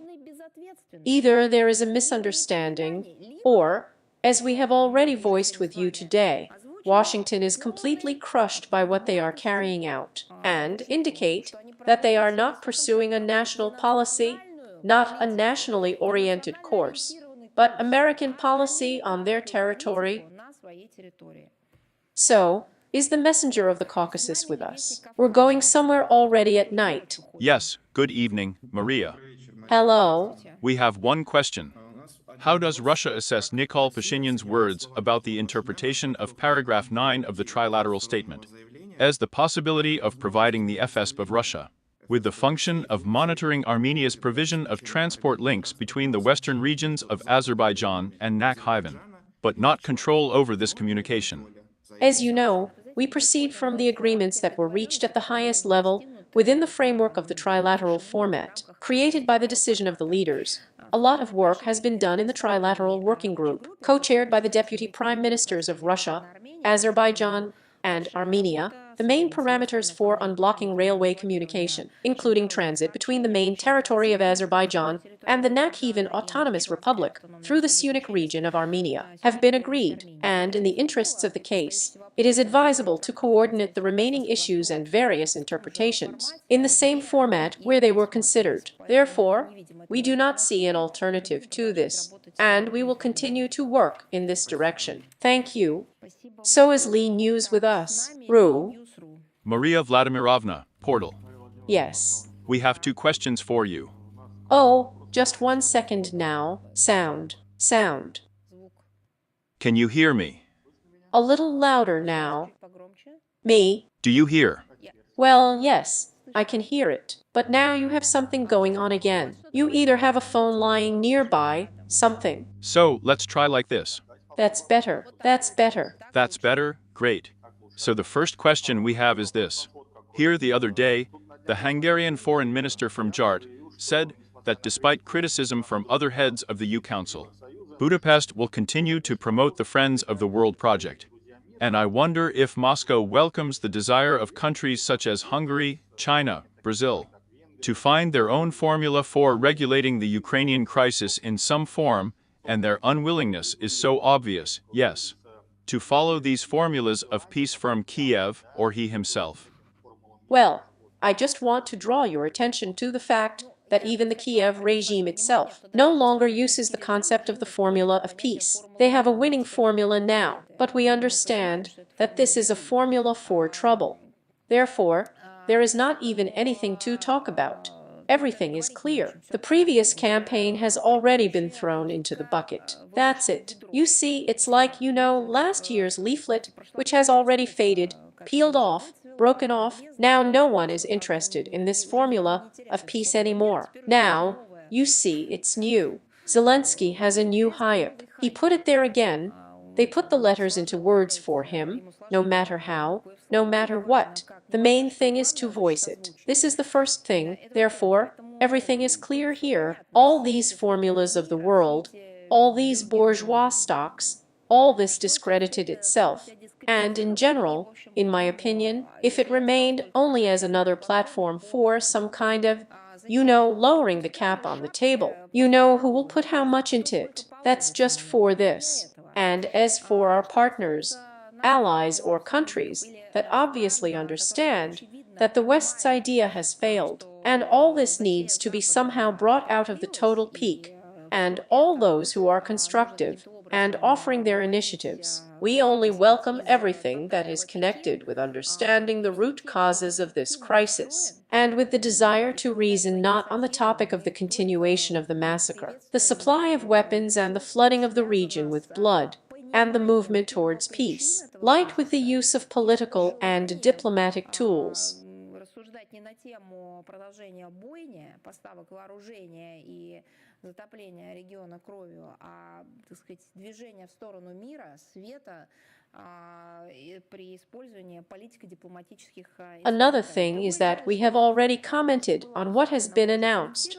It must somehow manifest itself, prove itself, find some forms of existence, work, efficiency, and so on. We have indicated that, of course, the understanding voiced by the Chinese leader, which should lie at the heart of such processes, namely, working with the root cause of the crisis, should naturally become the basis for this new initiative of some kind.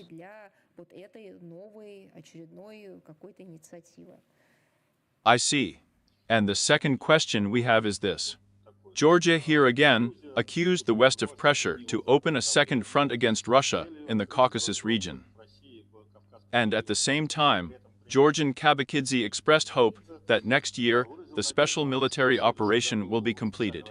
And then the West will immediately lose interest in opening a second front in Georgia proper. Do we share such hopes in the Foreign Ministry?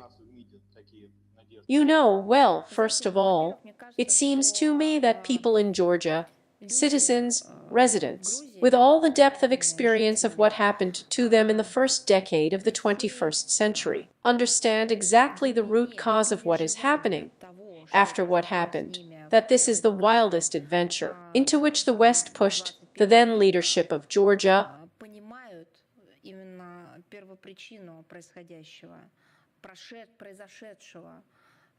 Что это дичайшая авантюра, в которую Запад подтолкнул тогдашнее руководство Грузии. It becomes more obvious, more prominent, new documents appear. Moreover, similar events are taking place in other parts of the world, when people see analogies with what happened to them, that behind the words about freedom, democracy, and everything good, there was actually a real wolf hiding, and a poisonous wolf, not just dangerous, because it has big teeth and the lack of moral and ethical principles, except that he wants to eat, but he is also poisonous with his bites, such a hybrid. And they see analogies of what happened to them, happens to them, and to other people. Therefore, it seems to me that the understanding of this criminal adventure of Saakashvili, it also forms the modern position of both official Tbilisi and civil society in Georgia.